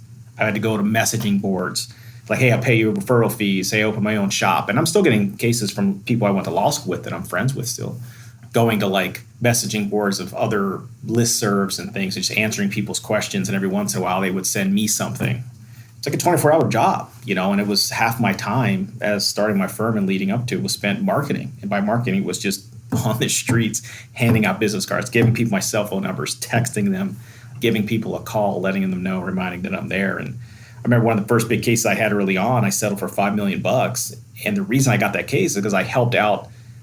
It was a wrongful death case. The person that had passed, I'd helped out their uncle for free, just on like a property damage case, then a big injury. I said, I'll take care of it for you. And then he called whenever this happened to his nephew, and I was there the next day. But I had myself in that position by helping people out for free and doing the right thing. I preach to a lot of people starting their firm. Your time is free. You just got to use it wisely. So get out and do it. What was driving you during that time? Because I'm curious, like, what's the origin of the hustle? Because people work hard. I don't imagine there's going to be the majority of people listening are lazy by any means, but you're hitting the streets, you're doing the ground and pound right out of the gate. What's the origin of that? Why do you think you were the way you were? There's that one book that John Morgan wrote, You Can't Teach Hungry. And I remember reading it back in the day, and Brian Panch actually gave me a copy, and he said, you need to read this book. This is a long time ago. And I remember reading it and said, shit, this resonates with me because like you either have this insatiable appetite or you don't. And I think it's something that you grow up with a chip on your shoulder, or you grow up that you have something to prove, right? And I came from a very working class family, public high school, and I always felt like we could do better. I always wanted to start companies, do things with my family, to work together. My dream is to have this massive compound where we're all together and hanging out all the time, whatever. Not the Michael Jackson compound, but it was always like, dude, like I could do better than this. I always wanted to take care of my family. That was always a big driving force for me, even to this day. Like I will not stop pushing forward until all of my family is significantly taken care of, because everybody we all work together at my law firm or work together at Justice HQ. And that's a big driving force for me. It's like until we can all until everybody, not just me, but every single member of my family have independent financial success, and that qualify different things for different people. Mine means if you can be so financially independent that you can have stress-free free time with your family as often as possible, then you've made it. It doesn't matter if that's a few million, a few 100,000, a few billion. If you can do that and do it well, you've won. I don't know if anyone's ever told you this, but when you think about all this, right? You think about the Simon Law Group, you've got the family together. Family's obviously very important to you. But then you look at the other things that you're involved with between Justice HQ, Mardi Gras, and so on. You love creating communities. You love bringing people together. Have you thought about kind of the parallels between all those? I mean, shit, I never thought of it like that. I try to make everybody around me very successful, like almost to a fault. Like sometimes my wife's like, why do you help all these people out? I was like, well, they're friends of mine. Like I want their businesses to succeed. And sometimes I joke around, I was like, I just want other people to, be able to afford the fucking vacations we take and go together. But I really like helping all of my circle of friends intertwine all my other circle of friends, professional, like all my best friends. We all work together at our firm. All the lawyers we work with, we all live close to each other. We hang out constantly. We all have little kids. I mean, we're together all the time. But all the people, my friend, are my best friends. If you had asked me, I'm my best friend, there's probably like 40 I would list. Same thing with Mardi Gras. Same thing with Justice HQ. Is I just like to help the best people come together and have the most fun. And we have this one, I made up this one phrase called no crooks, no creeps, because I think if you get those people out of your life, people that are like sucks on your time, your drain, and just bad people to be around, you'll just be a happier person. So if you have communities around you that don't strive off of those things, then you'll be cool. And speaking of communities, so I know we mentioned Justice HQ. For people who are listening that may not be familiar with that, how would you describe what that is?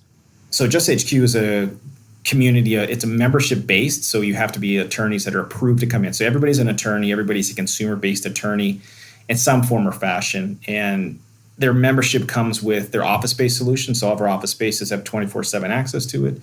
We have people help their media. We have people start their firms through it. We have like business developmental stuff. There's discounts to vendors, a lot of how-to stuff. We have people, I try to give them a platform too. Through Justice HQ, you can do your own podcast, your own speaking engagements to show that they're an expert in what they do. Because again, they've got either recruited or approved to get a membership into Justice HQ. So it has that expert network built into it. We have a case exchange where people are, my goal is with Justice HQ is to get the best cases to the best people in that specialty and then have a community around them to be able to mentor them. We have big lawyers like myself, Gary Dorda, Gosh Monpour, Brett Schreiber, that are very well-known lawyers that help mentor them professionally and also, socially as well, but with their cases. So we have people come in every couple of days, they roundtable their cases, and that's their cases, but the whole community is helping them get better. So it's to have that support in just a fucking bigger scale. So now that we've been able to do that, like this is a scalable system, you just have to make sure that the right people, the right community is in there. Because if you have one bad seed that just is a drain on everybody, it fucks it up. So we've been very blessed to get the right people in and right people involved, and it is, we can't expand fast enough, but that's a tertiary problem at this point. Have you had to kick anybody out? Yes. We got to kick people out. There's been many people have gotten rejected. Because you seem like a pretty easygoing, laid back guy. So that when it gets to the point of like, you got to go, what are they doing? Okay. So first of all, it's not my call. So we've developed a membership committee, and it's other people that are members, a lot of people that are founding members. There is a screening process. First of all, they come through, they interview, and people expect a certain quality of lawyer, because if people are outsourcing their work to this expert network, you have to have a good quality type of lawyer. The people that aren't able to be involved anymore are folks that did things like trying to do unethical fee splits, or that are trying to screw over other people, even within your own community, off of cases and things like this. And that's not something that we preach or condone. We're in this ecosystem, right? And better be a low ego system when we're all doing these things together. And if somebody's not doing things that are only good for them and trying to stamp over other people in the community, that just doesn't work. That doesn't jive. That doesn't fly. That's not how I built my success. And most people probably like you have not built their success on stepping on or over people, especially whenever they're in the same community. It just doesn't work that way. So if that happens and there's complaints from other members, you're gone. I mean, that's just the way that it works. So like the quality of lawyers always been there, especially with people getting mentored around them. But it's always been people doing just fucked up shit on the side, man. Just can't be doing it. The human condition is so interesting to me, because I find that usually what leads to those situations is typically greed to some extent. But ironically, the thing that typically leads to a lot of wealth is very much this abundance mindset and actually helping others succeed. And the ones that actually help, the most people succeed tend to be the most financially successful. But it's true, dude, right? I mean, like the wealthiest people that I know are the people that are the most giving with their time or helping others. Because I do believe in karma. It's some form or fashion, like it all comes back. And like my dad taught me this at an early age. He's like, just be nice to everybody. There's no reason to be an asshole. Like I judge people now, if we're going out to dinner or lunch, how nice they are to the staff, right? If they say thank you or please or just show a little human interest in people, that's how I judge it. That's how I judge folks. And if people think they're better than anybody, that's not somebody I want to be around. Like you should never, ever, I don't care your level of success, we're all human beings. We're all on this planet. Like we're sharing it together. Just be cool. And if you're cool and putting out good energy, everybody else will be too. So yeah, man, that's my story and I'm sticking to it. Our next guest is the author of numerous New York Times bestsellers, including The 48 Laws of Power, The Art of Seduction, The 33 Strategies of War, The 50th Law, Mastery, and The Laws of Human Nature. Of course, I'm talking about the one and only Robert Greene. Robert's books are admired by everyone from entrepreneurs and war historians to renowned celebrities and even musicians. To be honest with you, I had success late in life. So when that book came out, I was 39 years old, which is I'm a late bloomer if you want to be honest about it. So I had so many setbacks, so many failures, so many disappointments that I was quite realistic. And so I understood that this book would either be successful or would be an abysmal failure. And the reason I thought that, and I would kind of bounce back between the two. When I thought it'd be a great success, I imagined myself on all these talk shows and on the cover of magazines. The other side was, this copy will bomb, it'll be a disaster. And the reason I thought that is, it's a very strange book. I mean, I think you'll have to agree. You've never physically seen a book that looks like it on the inside. The way it's structured, the different colors, the things on the margins, the stories that are being told. It was an incredible risk that I took in writing in that kind of particular format, which didn't really exist. There's really not a book that looks like that. In the back of my mind, the strangeness of the book was either going to make it incredibly successful or an incredible failure. And I tell people that it's better to fail being yourself and being bold and trying to chart new ground than kind of following what other people do and maybe having kind of mediocre success. Because I think the strangeness and weirdness of the book contributed to it becoming a kind of a cult classic. What do you believe was really kind of the allure of it? Just to see such a spectrum of readers just across, really all aspects of society. Like, what do you think was the allure of the book? It's kind of feeding a little bit into the dark side of human nature, which is quite repressed in our culture. When it comes to a subject like power or the work world or offices or being a lawyer or whatever, we don't like to really talk about the truth. And when you see like a lot of self-help books out there, they all try to emphasize the goodness of human nature, how people are basically cooperative. You don't want to be manipulative. You don't want people to see you in this light, et cetera, et cetera. And it wasn't my experience in the work world. And I've had many, many different jobs. There are a lot of great people. I had great bosses, but 5-10% of them were grand manipulators, and they made me suffer, and I saw them punish a lot of other people. The lack of honesty in our culture was, this book here was like a big splash of some really cold water in your face, right? It's like, this is reality. This is what people are like. They manipulate. They conceal their intentions. They get other people to do the work and they take the credit. Nobody talks about that. It was like a dirty little secret. People talk about all of the ins and outs of their sex lives, about money. But when it comes to that side of human nature, oh no, we don't want to talk about it. We're so embarrassed. And so the fact that I was so brutally upfront about this is how power operates in the world, I think is what made people kind of be attracted to it in a very powerful way. And so I think that's part of the allure. And I'm curious that just going from a book like that becomes a cult classic, and then obviously you're continuing to write other books, right? Whether it's The Art of Seduction or even years later, The Laws of Human Nature. Just as a writer, does that carry a heavier weight on your shoulders now, having had such a hit, just to say, okay, I'm gonna have a follow-up and a second and a third and a fourth and continue to do this? What's that like from a writing standpoint? Yeah, it adds pressure, but pressure is a good thing. When I came to my second book, I was very nervous because this first book was very successful. And the risk is the second book is a bomb. A lot of people have good first books and the second books don't really connect. It's a very common phenomenon. We see that in music with people who are one-hit wonders, et cetera, et cetera. And so that was a good thing because basically it set up a pressure for me. Like, here's a level that I have to continually reach. I can't let go. I can't relax. I can't rest on my laurels, on the good reviews, on the book sales. I have to reach and even make a better book the next time. So I'm someone who kind of feeds off the pressure. It gives me energy. It makes me excited. And each time I write a book, I have the idea that I wanted this one to be the biggest seller of them all, you know? And so it makes me work extra hard. It makes me extra diligent and persistent. But I welcome that kind of privilege. And I'm an extremely lucky man that I've had this sort of success. So I can't really complain about anything about it.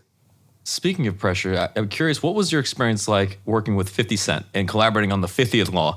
So him kind of being, a rapper, kind of, I don't know if you'd ever kind of worked with a rapper before, or how familiar you were with that scene and so on, but just what was it like writing a book together? Well, that wasn't pressure at all. That was a blast. That was probably the most fun I've had in my life when it comes to writing a book. Because, mostly my books deal with dead people, historical figures. And I'm just sitting here in this office that you see me in writing my books. And here I got to meet and hang out with a real, what I call the Napoleon Bonaparte of hip hop. So it was a privilege. It was so exciting for me. I'm not someone who's really into celebrity culture. What I'm into is kind of realness. People who have had really horrible experiences and have surmounted them. I have a tremendous respect for them, and I like the energy that I can pick up from them because I think they've overcome obstacles that I've never had to deal with. So 50 kind of embodies that. You can sort of see it. He has this incredibly calm energy. He's not what you think he is. He's not violent. He's not yelling. He's not out there at all. He's very calm, very soft-spoken. And that comes from all of the tough, horrible things he's been through. It also comes from having someone shoot him in the head and come this close to dying. And if you're that close to dying, nothing else really matters to you. So sort of his calmness, his fearlessness was extremely exciting for me to be around. I really liked being around him. I learned a lot. And then writing the book, I got to hang out with him at a house that he bought from Mike Tyson in Connecticut, which is a very surreal place and very weird experience. I got to hang out with him on the streets of Southside Queens where he grew up and meet his friends and see kind of where he came from. I went to Vegas and the award ceremonies where I met all sorts of other rappers. I went to parties with him. I went to all sorts of events in New York. I followed him everywhere for 6 months. And, as I said, it's incredible memories. And I'm still dealing with him now because we're going to be working together on some television projects. But he's wonderful, he's surmounted circumstances that normally crush most people. And trying to figure out why 50 became who he is was the challenge of writing this book, The 50th Law. And so there was no pressure. As I said, that was like the most fun experience I've had in actually writing a book. This has come up on some past podcasts in this type of conversation, in the sense of those who have gone through significant bouts of adversity and have kind of come out the other side and become very successful as a result. How much of this, through your experience, do you find is nature versus nurture? Meaning that this is the human being, they were born this way, they would have, them being the way they are, they would have navigated through that adversity, versus the adversity shaped them. Well, it's a kind of question I can't really answer because it's one of those deep mysteries, and scientists argue endlessly about it. I think it's a combination of both. So certainly when it comes to 50, or people like him who grew up in the hood, or rappers who've surmounted that, there is something about him that's different. There is an energy. And I think the energy, if there is a genetic component, or I hate to say that, is his realistic outlook.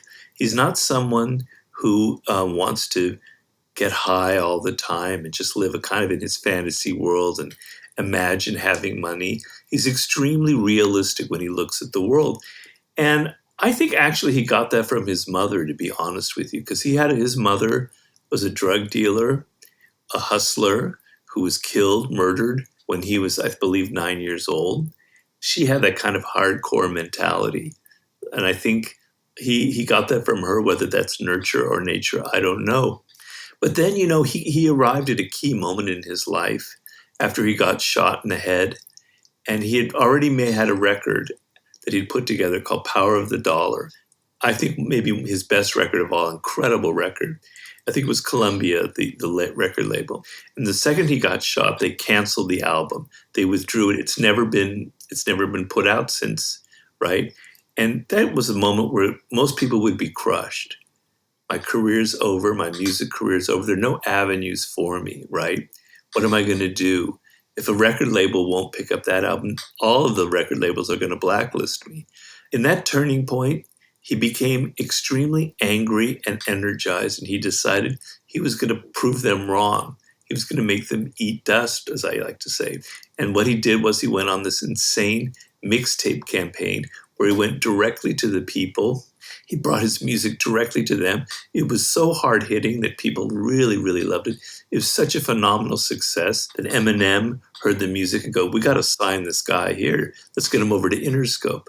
But that turning point, which we talk about in the book called Turning Shit into Sugar, where you take the worst circumstance and you make it an opportunity. How many people would ever think of that? Because being shot gave him realness, as opposed to all the fake gangster rappers out there, who pretended to be real gangsters when they weren't. This gave him realness and authenticity. So he saw it as an opportunity. I don't know where that comes from, to be honest with you. It's a sort of a mindset, which I think is kind of a hardcore realistic mindset. That's what makes him different. And I want to talk about, so one of the themes in many of your books, it seems to be persuasion. And I'm curious, what does a person need to know in order to be better at persuasion? The way to be better at persuasion is to completely alter how you think about it, to do a complete mind reversal and go, the key to persuasion is not about yourself. It's not about your brilliant ideas. It's not about your ego. It's not about, how you can craft this great message for another person or whatever it is and the product you're trying to market. It's in thinking very deeply about other people. That is the key to persuasion. If you learn that one key, if you develop it and you use it, then the world will open up to you.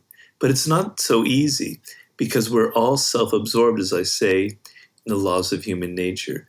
We have this kind of centripetal force about us where we're always sort of self-absorbed in thinking about our interests, how great we are, what we can do for other people. You need to flip that around and you need to be so focused on other people.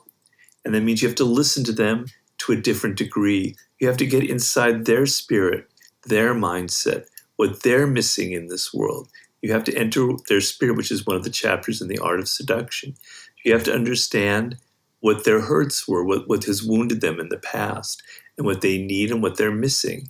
And if you can get outside of yourself and truly listen to people, and the main thing is that I talked about in human nature is you have to see that as incredibly exciting. People are interesting. They're more interesting than you think they are, right? And so they have stories to tell.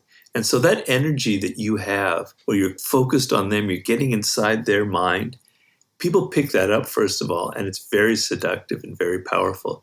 But it gives you the kind of information and the kind of ideas that will end up making them resist you less and less and less.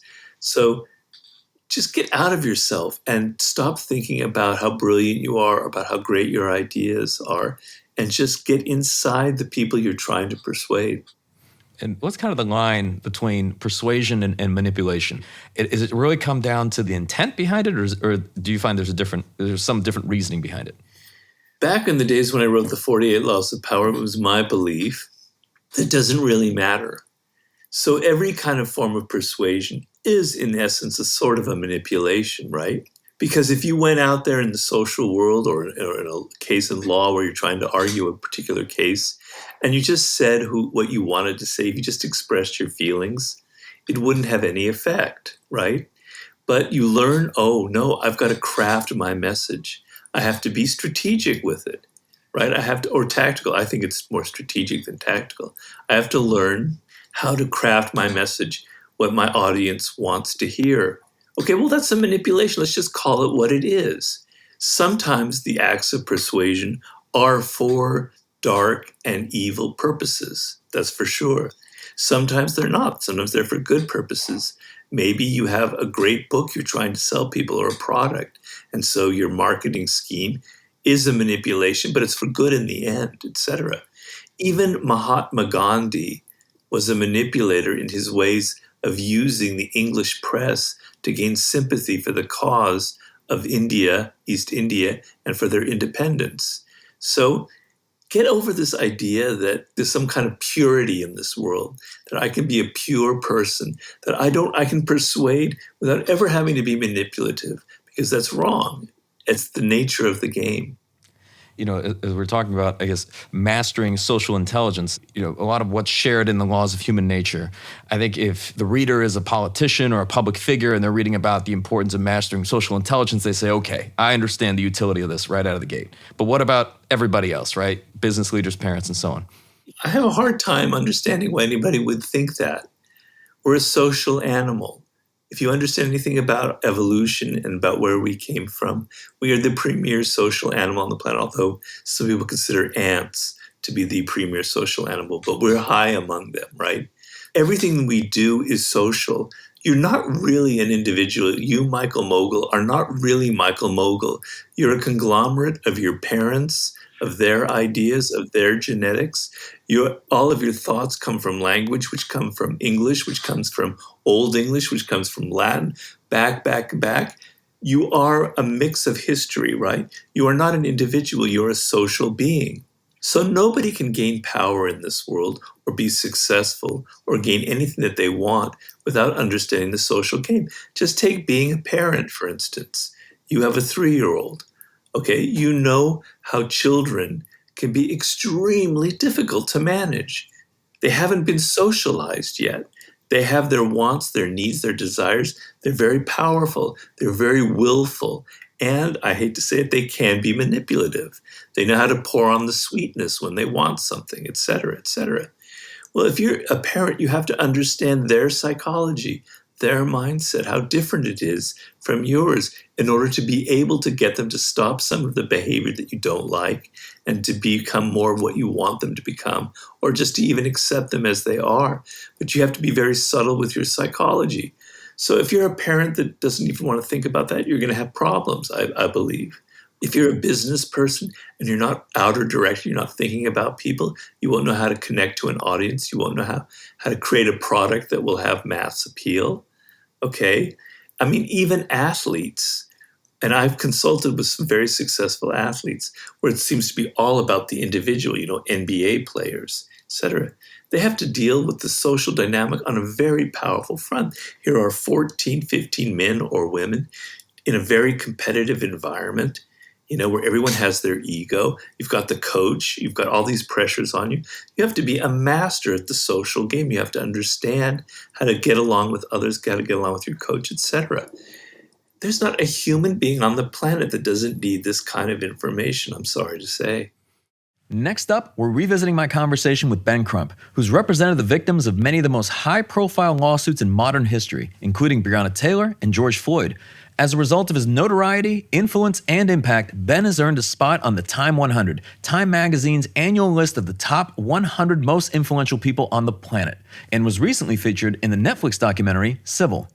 My mission is to try to make sure marginalized people, especially people of color, especially Black people, have an equal opportunity at life, liberty, and the pursuit of happiness. And in fighting for these equal opportunities and equal chance at justice, you understand that you have to sacrifice a lot. And they tell me to stop saying this, but I always feel like I'm running out of time. We can't keep up with how many marginalized people of color are killed unjustly by the people who are supposed to protect and serve them, by the people who are supposed to care. And Mike, as you know, you watch the evening news, you see there's another one every time you think that you're making progress. Yeah, well, I mean, are there times where you feel like the more you help, the more, it's sometimes more challenges it creates just nationwide, maybe not because of your hand, but ultimately because of just this problem continues to scale? I always remain optimistic, Michael. It's incremental progress. You know, we've been fighting racism and discrimination in America from the inception of the country being founded. Every day, we're going to continue to hold a mirror to America's face to say we're better than this America. We're better than the video of George Floyd being tortured to death. We're better than this America where Ahmaud Arbery was lynched for jogging while Black, not in 1940, not in 1950, but in 2020, in our day. And that's just 1 year in 2020. But with all that said, we have seen great progress. I mean, the officers who killed George Floyd was prosecuted.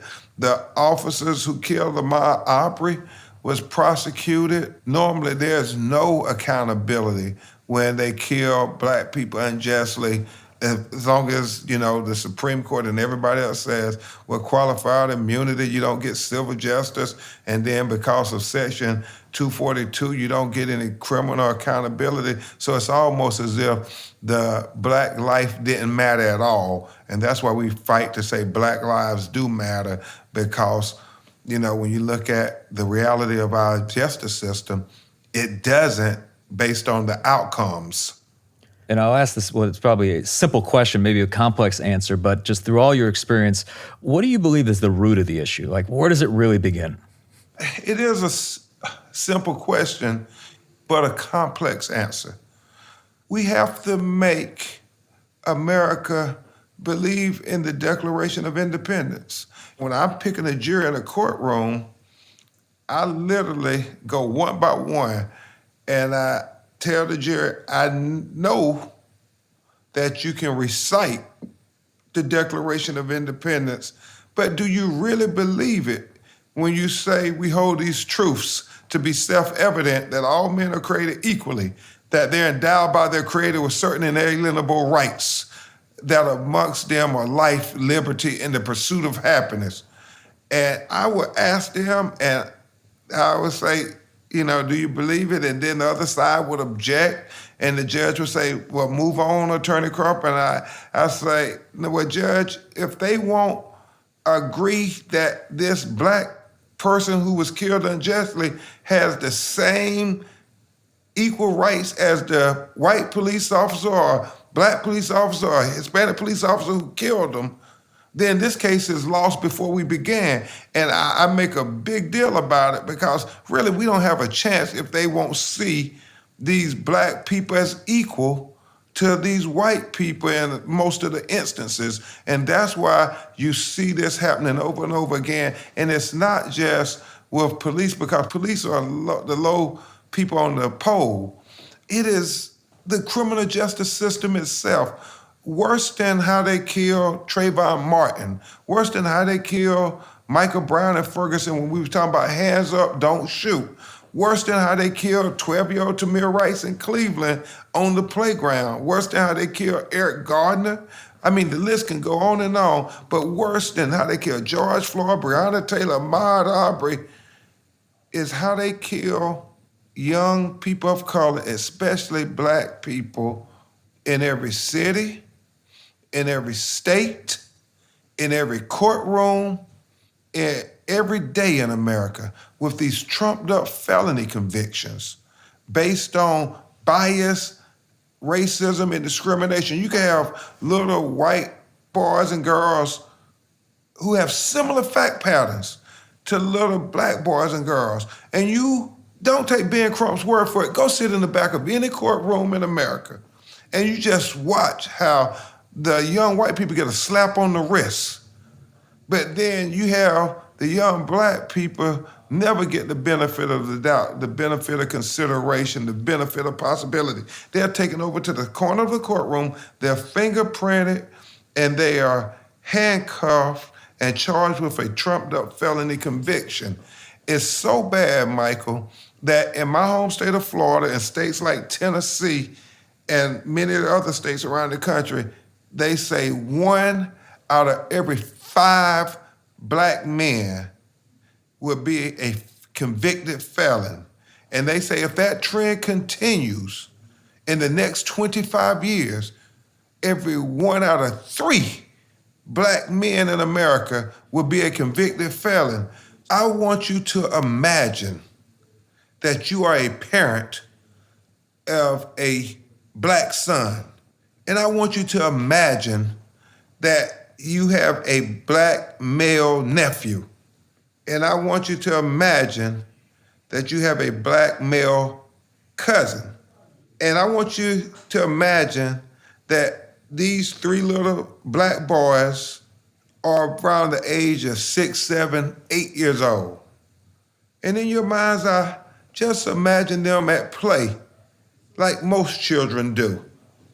And as you observe them, try to figure out in the next 10 to 20 years, which one of those little boys are going to end up as a convicted felon who has your blood running through their veins and end up living a life as a second-class citizen because they are forced to wear this convicted felon label like a cross on their back forever. Every time you punch their name into a computer, the first thing that comes up is that they're a convicted felon. And so they are forever reminded that you are a person who we have written off. In my own family, there are people who have been branded as a convicted felon. And I always try to remind them that now, we still believe that you have redeeming qualities. We still believe that you can be a constructive citizen in society. We still believe you're one of the best things that your mother and father gave to the world. We still believe that God has a plan for you. We still believe in you. And we have to constantly remind them of that, because if we don't, I believe that we will have an entire generation of young black people who our racist criminal justice system has written off as being undeserving of equality. I have to ask, through your experience, like, how do you remain optimistic every time you see another situation? And this is behind the cameras. This is when you're sitting with the families, you know, they've lost their son or daughter. Like, I mean, you know, you're doing that day after day after day. The reason I do remain optimistic is twofold. You know, I grew up in the government housing projects, single mother, raised me and my 2 little brothers. The statistics said that, hey, you're going to end up in a minimum wage job, or you're going to end up in prison, or you're going to end up dead. That's what the statistics said about me and every other little black boy growing up in Lumberton, North Carolina. And it was a very depressed community. But here I am. And so that tells you there's always hope. There's always a possibility. And so I think about that, and I think about my daughter and my 2 nephews who we raised as our own. And I look at them and I see all the optimism in their eyes and the hope. And I know that we can give them a better world, a better America. And that gives me hope. But probably the more honest reason why I have hope is not based on me at all. It is based on what they tried to teach us in first year law school about precedent, that everything must be based on precedent. And I'm sure many of the listeners will remember first year law school where they were like, well, we don't care what you think, you got to base it on precedent. And because we have to have the rulings of today be based on the precedent and connected to the rulings of the past, so it can have a lot of logical connection to the rulings that we're going to have for the future. So they kept beating us across the head. Everything is precedent, precedent, precedent. But I didn't accept that now, Michael, because I understood if what they said were true, I would still be a slave, because the precedent set by the United States Supreme Court was that slavery was legal. But I did understand, even though I disagree with them, what they were trying to teach us about precedent. And that was based on precedent, it's a likely indicator of what is to happen in the future. And so I think about the precedent of Black people in America. I think about how at the founding of this country, we were labeled 3/5 of a human being, of a citizen, and yet we overcame that. I think about the precedent of the Middle Passage. Then I think of the precedent of the United States Supreme Court decision in Dred Scott, where they said there were no rights that a Black man had that a white man was bound to respect. Well, we overcame that after the Civil War and Reconstruction and the carpetbaggers and the rise of the Ku Klux Klan. The Supreme Court decision in Plessy v. Ferguson, separate but equal when it was anything but equal. And, we overcame all of those poll taxes and all the other things and the impediments to equality. We overcame that. Then I think about the precedent of how Black people overcame Jim Crow in the early 1900s, and then in the mid-1900s, in the 40s, 50s, all the way up to today. So what that tells me, Michael, is based on the precedent of Black people in America, that whatever the enemies of equality throw at us, we gonna overcome it. We gonna be all right. And that's what gives me encouragement. I know there's nothing that they can do to stop us from overcoming the discrimination, the bias, and the racism. Next up, we're looking back on my conversation with Alex Repas, a master of operational execution, an absolute weapon of a human being when it comes to scaling, and the chief operating officer here at Crisp.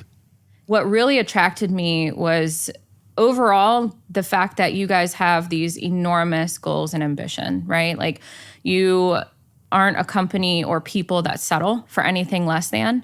And you could see that from the time that you walk in, right? I mean, people put their core values and things on the wall. We do it too, right? But it's really spoken into existence with the people that are around. And you see that with how much collaboration just in walking through the door, right? We have a very open, or at the time, a very open environment. We still do, but it was a smaller office. So it was packed in there. And I think sitting down with both of you and just hearing, down to like the questions that you're asking and really what you wanted out of this position and what you wanted out of the next step and the next stage for Crisp was extremely inspiring to me. I'm not one, I can't come in and be bored every day.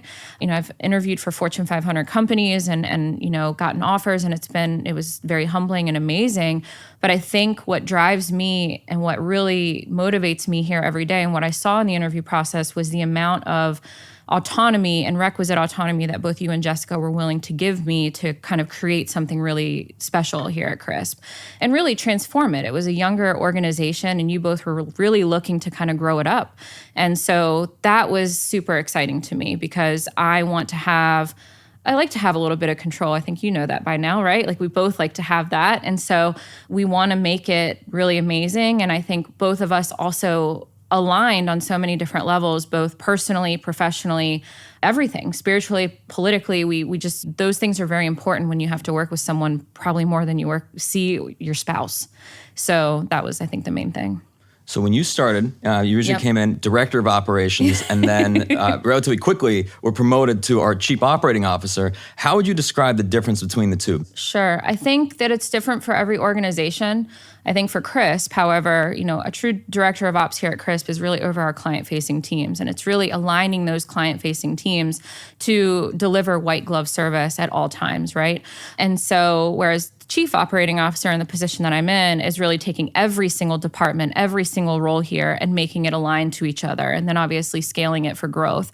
And so, yeah, I came in and managing 3 departments, and then, very short while after started managing, the entire thing. And over time, things were kind of transitioned to me and so forth. But at, chief operating officers, they look at the profit, they look at, where the revenue is going and how we're spending and things like that. For our business, a director of operations really looks at making sure that those 3 core client-facing teams are really working together to deliver quality to our clients, that we can make sure that we're always, striving towards our vision.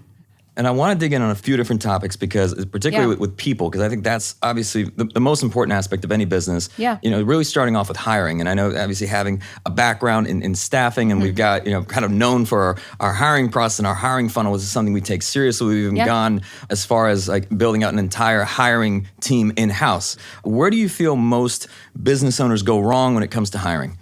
I think it's really the intake, right? It's understanding exactly what you're looking for.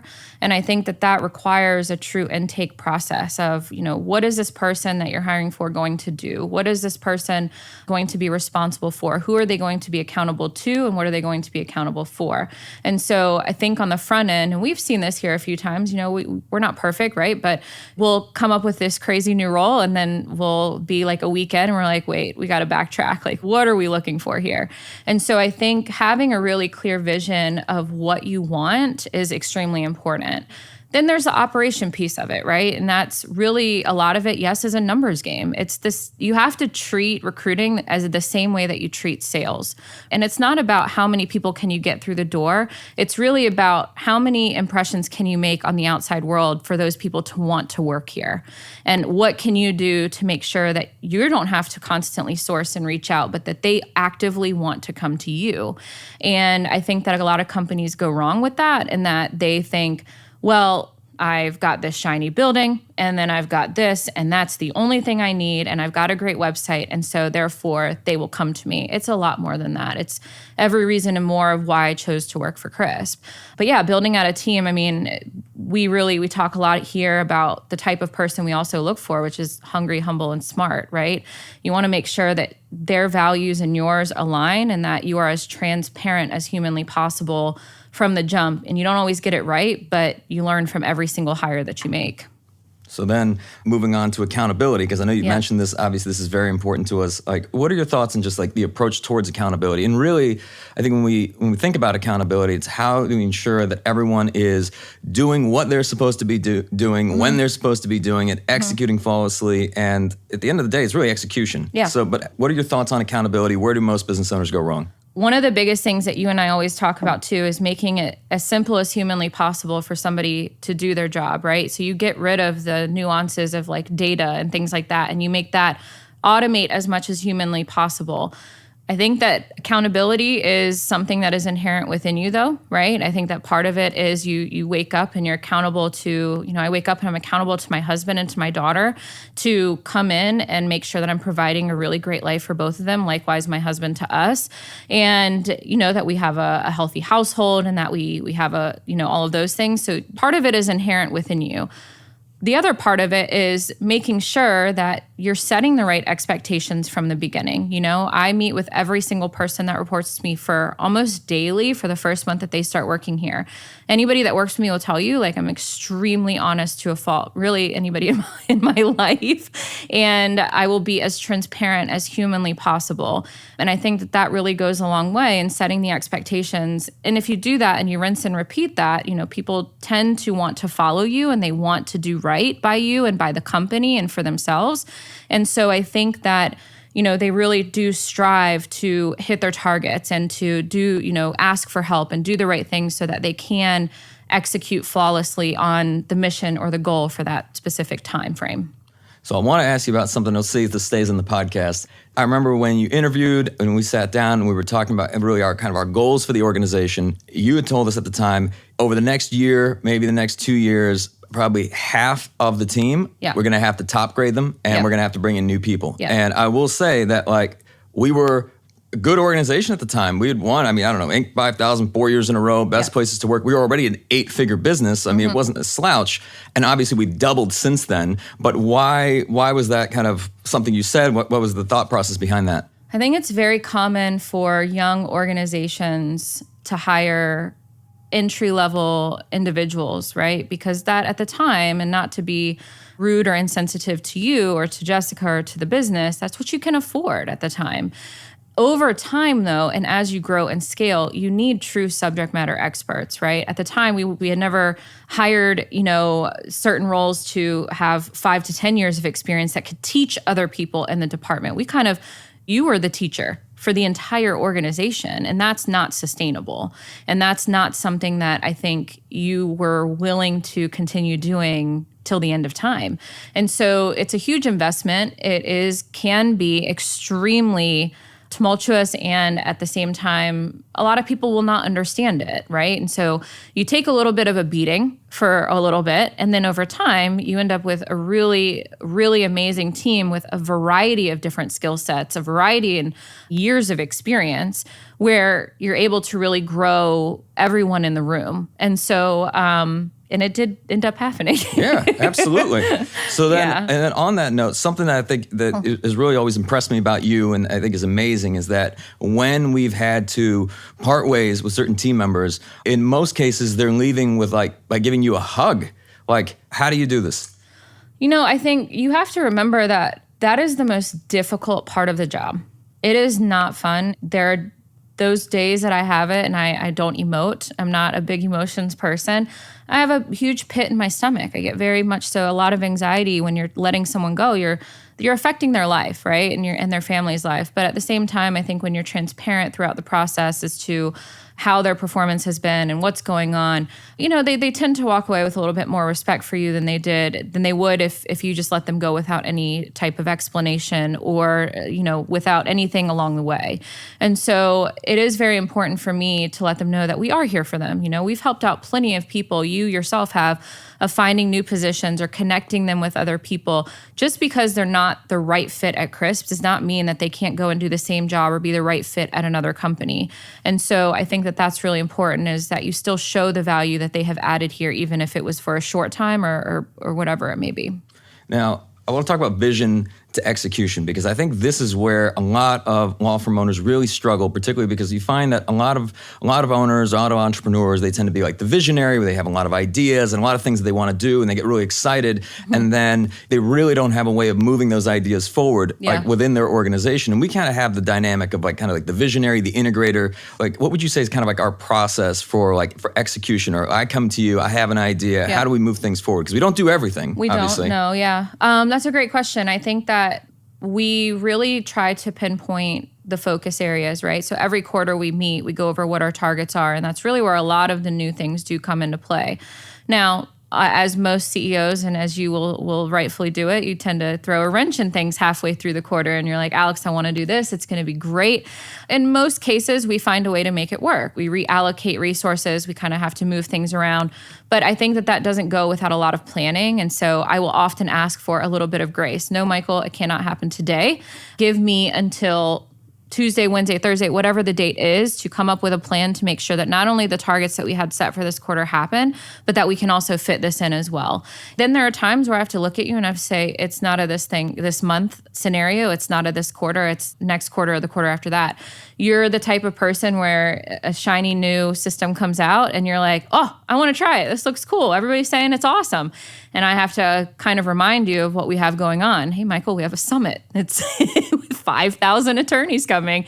I don't know that this is the right time to introduce a new system to our team. And it does set you back in reality. But I think the important thing about an integrator is not forgetting those ideas that you had, to make sure that they do come up in the appropriate time. And so when we meet, we have parking lot items that we will discuss later. And so I think that that's really what makes it very important, is that you don't have to remember your ideas. I can remember them and then ping them back up for later when they become more relevant. All right, so for people listening, let's say they want to kind of get out of the weeds of the day-to-day of their business. They want to be able to work on, not necessarily in their business. They want to find themselves, let's say, whether it's a practice manager, whether it's a COO, a DOO, an operator, whatever you want to call it. Like they want to find themselves an Alex. How do they get an Alex? Wow. The first part is, as an owner, what exactly you want to do, right? Like we always talk about your unique ability and what it is that your dream and vision and goal is. And then, so I think that has to happen before you actually find someone. It really has to be like, what is it that I want to do on a daily basis? And that can take a little bit of time to kind of formulate. But I think it's not necessarily so much finding an Alex. It's what are you bringing to the table where an Alex wants to find you, or a great COO or operator wants to chase you, right? When you're looking for a job, you're just, a lot of people go in the motions and they type in and they just like search, but like really, really great, talented people are looking for organizations that they align to and that they can stand behind for a long period of time, and that they can, help foster and grow and want to be there till the end of time, right? I think that's really the goal for anybody that we bring on or anybody that comes on board.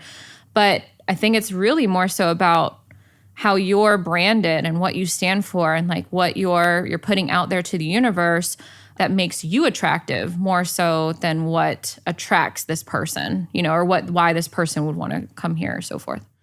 To close out our Season 3 finale, we revisit my conversation with the CEO of America's largest injury firm, John Morgan, recorded live on the field of Mercedes-Benz Stadium at the 2022 Game Changers Summit. One of my favorite moments from our conversation was when John shared the catalyst behind his decision to start his legendary law firm. Well, the story I'll tell you is this. When I was a young lawyer, I only wanted to do personal injury. That's all I've ever done.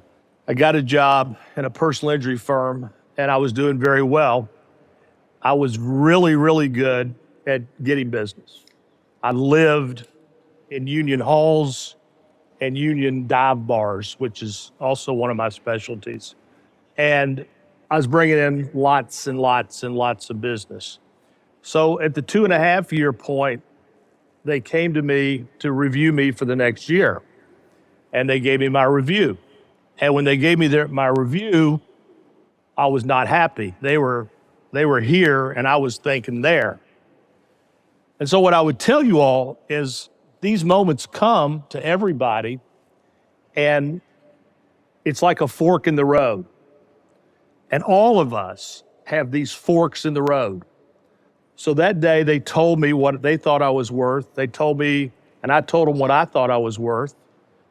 And then they also told me there was 3 guys in the firm that were ahead of me for partnership. And so I'm at the fork in the road. When you come to a fork in the road, you can do 3 things. 1, take it, go straight. 2, go right, go somewhere else. Or 3, go left and start your own thing. And so that was a fork in the road moment for me. And when I got to that fork, at the end of the meeting, they said, what do you think? And I say, well, and I went right to my office. I called some people that I'd been thinking about it with, and within a week, I'd started my own law firm. So I didn't go straight, I didn't go right, I went left. And when I came back a week later to resign, they asked me, they said, why is this happening?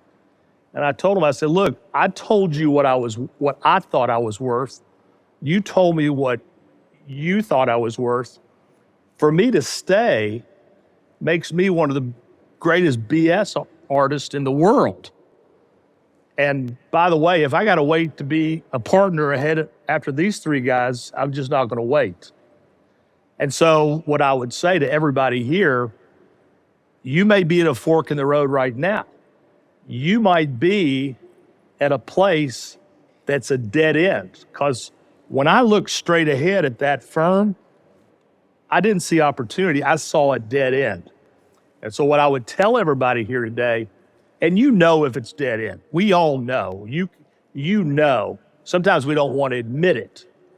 But if it's dead end, you need to go left or you go to right.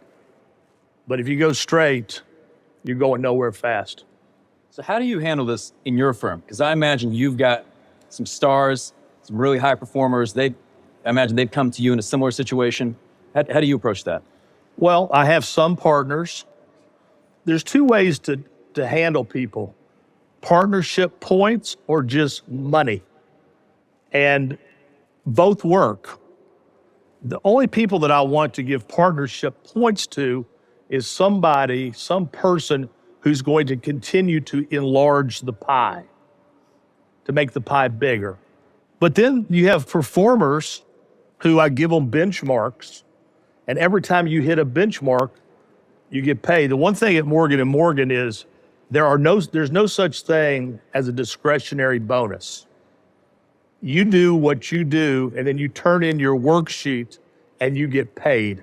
There's no end of the year where I go, hey, by the way, here you go, Mike, because I don't think that works.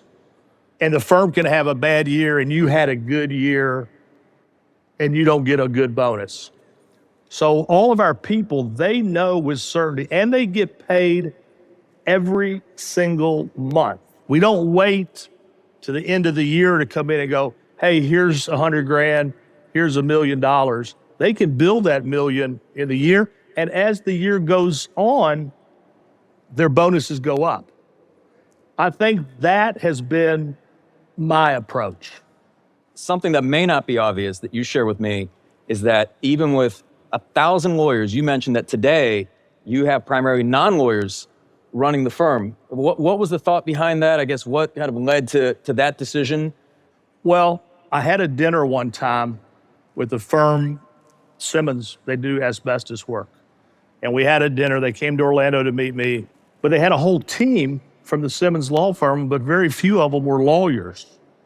They were people who ran the firm.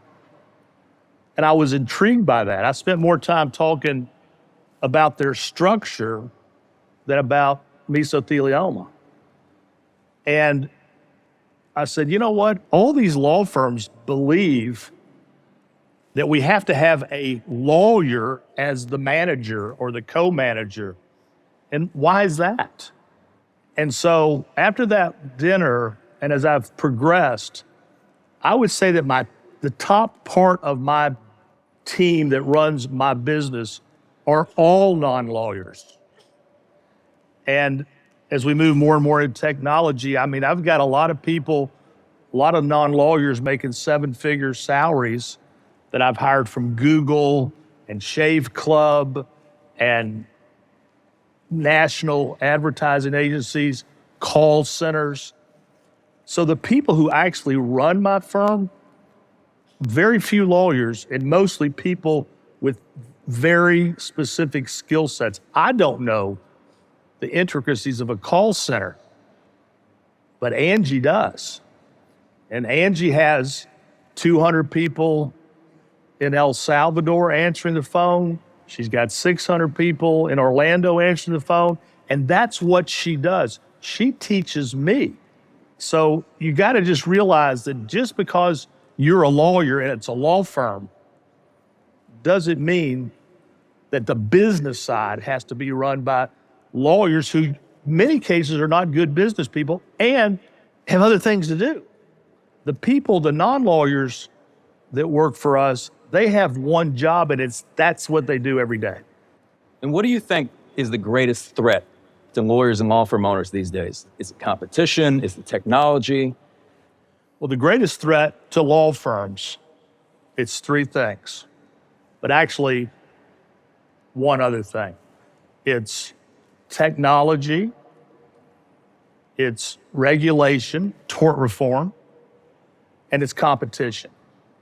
Technology, smarter cars, red light cameras, but technology also cuts the other way because people are in the smarter cars talking on their phone. Regulation, you can't really, tort reform, you can do your best at the state governments, but we've all seen, everybody here from Texas and places like that, and Florida, we've had our practice areas gutted and the rights of individuals stripped away in favor of the insurance industry. And then competition. I mean, competition is the main threat. Who's going to work harder than you? Who's going to get up every day? But I think the greatest threat to your business is you. Because people become fat and happy, lethargic. You get to a certain plateau, and for a lot of people, a certain number is it. And they stop growing, and they don't have that drive, and their business starts to collapse underneath them, but they don't really see it until the whole bottom falls out. So the key thing is to look at yourself and say, do I have the energy to do this? And if I don't, let's go get some people who do. But the greatest threat to all of our businesses is us, our energy, our drive, and our hustle. So speaking of that, how do you keep your fire burning? I mean, would it be fair to say that this year, Morgan & Morgan will do probably at least $1 billion in fees, and you've got a great team, but you're still in the marketing meetings, you're still obviously engaging with the leadership team. How do you stay hungry? I'm competitive. If you go to our website and look at our verdicts just this year, I mean, I will get more verdicts in America, plaintiff verdicts in America, than anybody, by a long shot. If you go to our website, forthepeople.com, you'll see our offers and verdicts. Every week we get $1 million verdicts. But the way I stay hungry is I understand what I can and cannot do. One of the hardest things to do for a founder or a partner is to begin the process of letting go and to begin the process of transition. Most of us, we retire, we shut the door, and we get nothing for our business. So as I'm getting older, I know I don't look that old, but as I'm getting older, I realize what I can do. It's like athletes. I mean, I'm watching LeBron James. We know Russell Westbrook. I mean, there's a time basically does this. And you can let that happen and just sink with the ship, or you can do what I'm doing, is to plan a strategy of rebirth, reinvigoration. I've got 3 sons that are lawyers. I've got a very good group of people around me. And so I have my vision, and then I have my methods to execute my vision. And they all have benchmarks that they get paid on. This keeps them hungry. And so I don't have to work the way I did. I tell people it's almost like in the beginning when I'd go to war, I had to go to Afghanistan, hand-to-hand combat. Now they fight wars over at Tampa at MacDill Air Force Base. The general sits there like, boom. Well, Osama bin Laden's dead. Let's go to Carabas. So I'm kind of fighting the war from MacDill Air Force Base, punching the drone button, and then going to Carabas for lunch. And regardless of anyone's perception of you, if people could take one thing away from this conversation, what do you think that should be? Well, what I would say to people is, first of all, I've always said grow or die.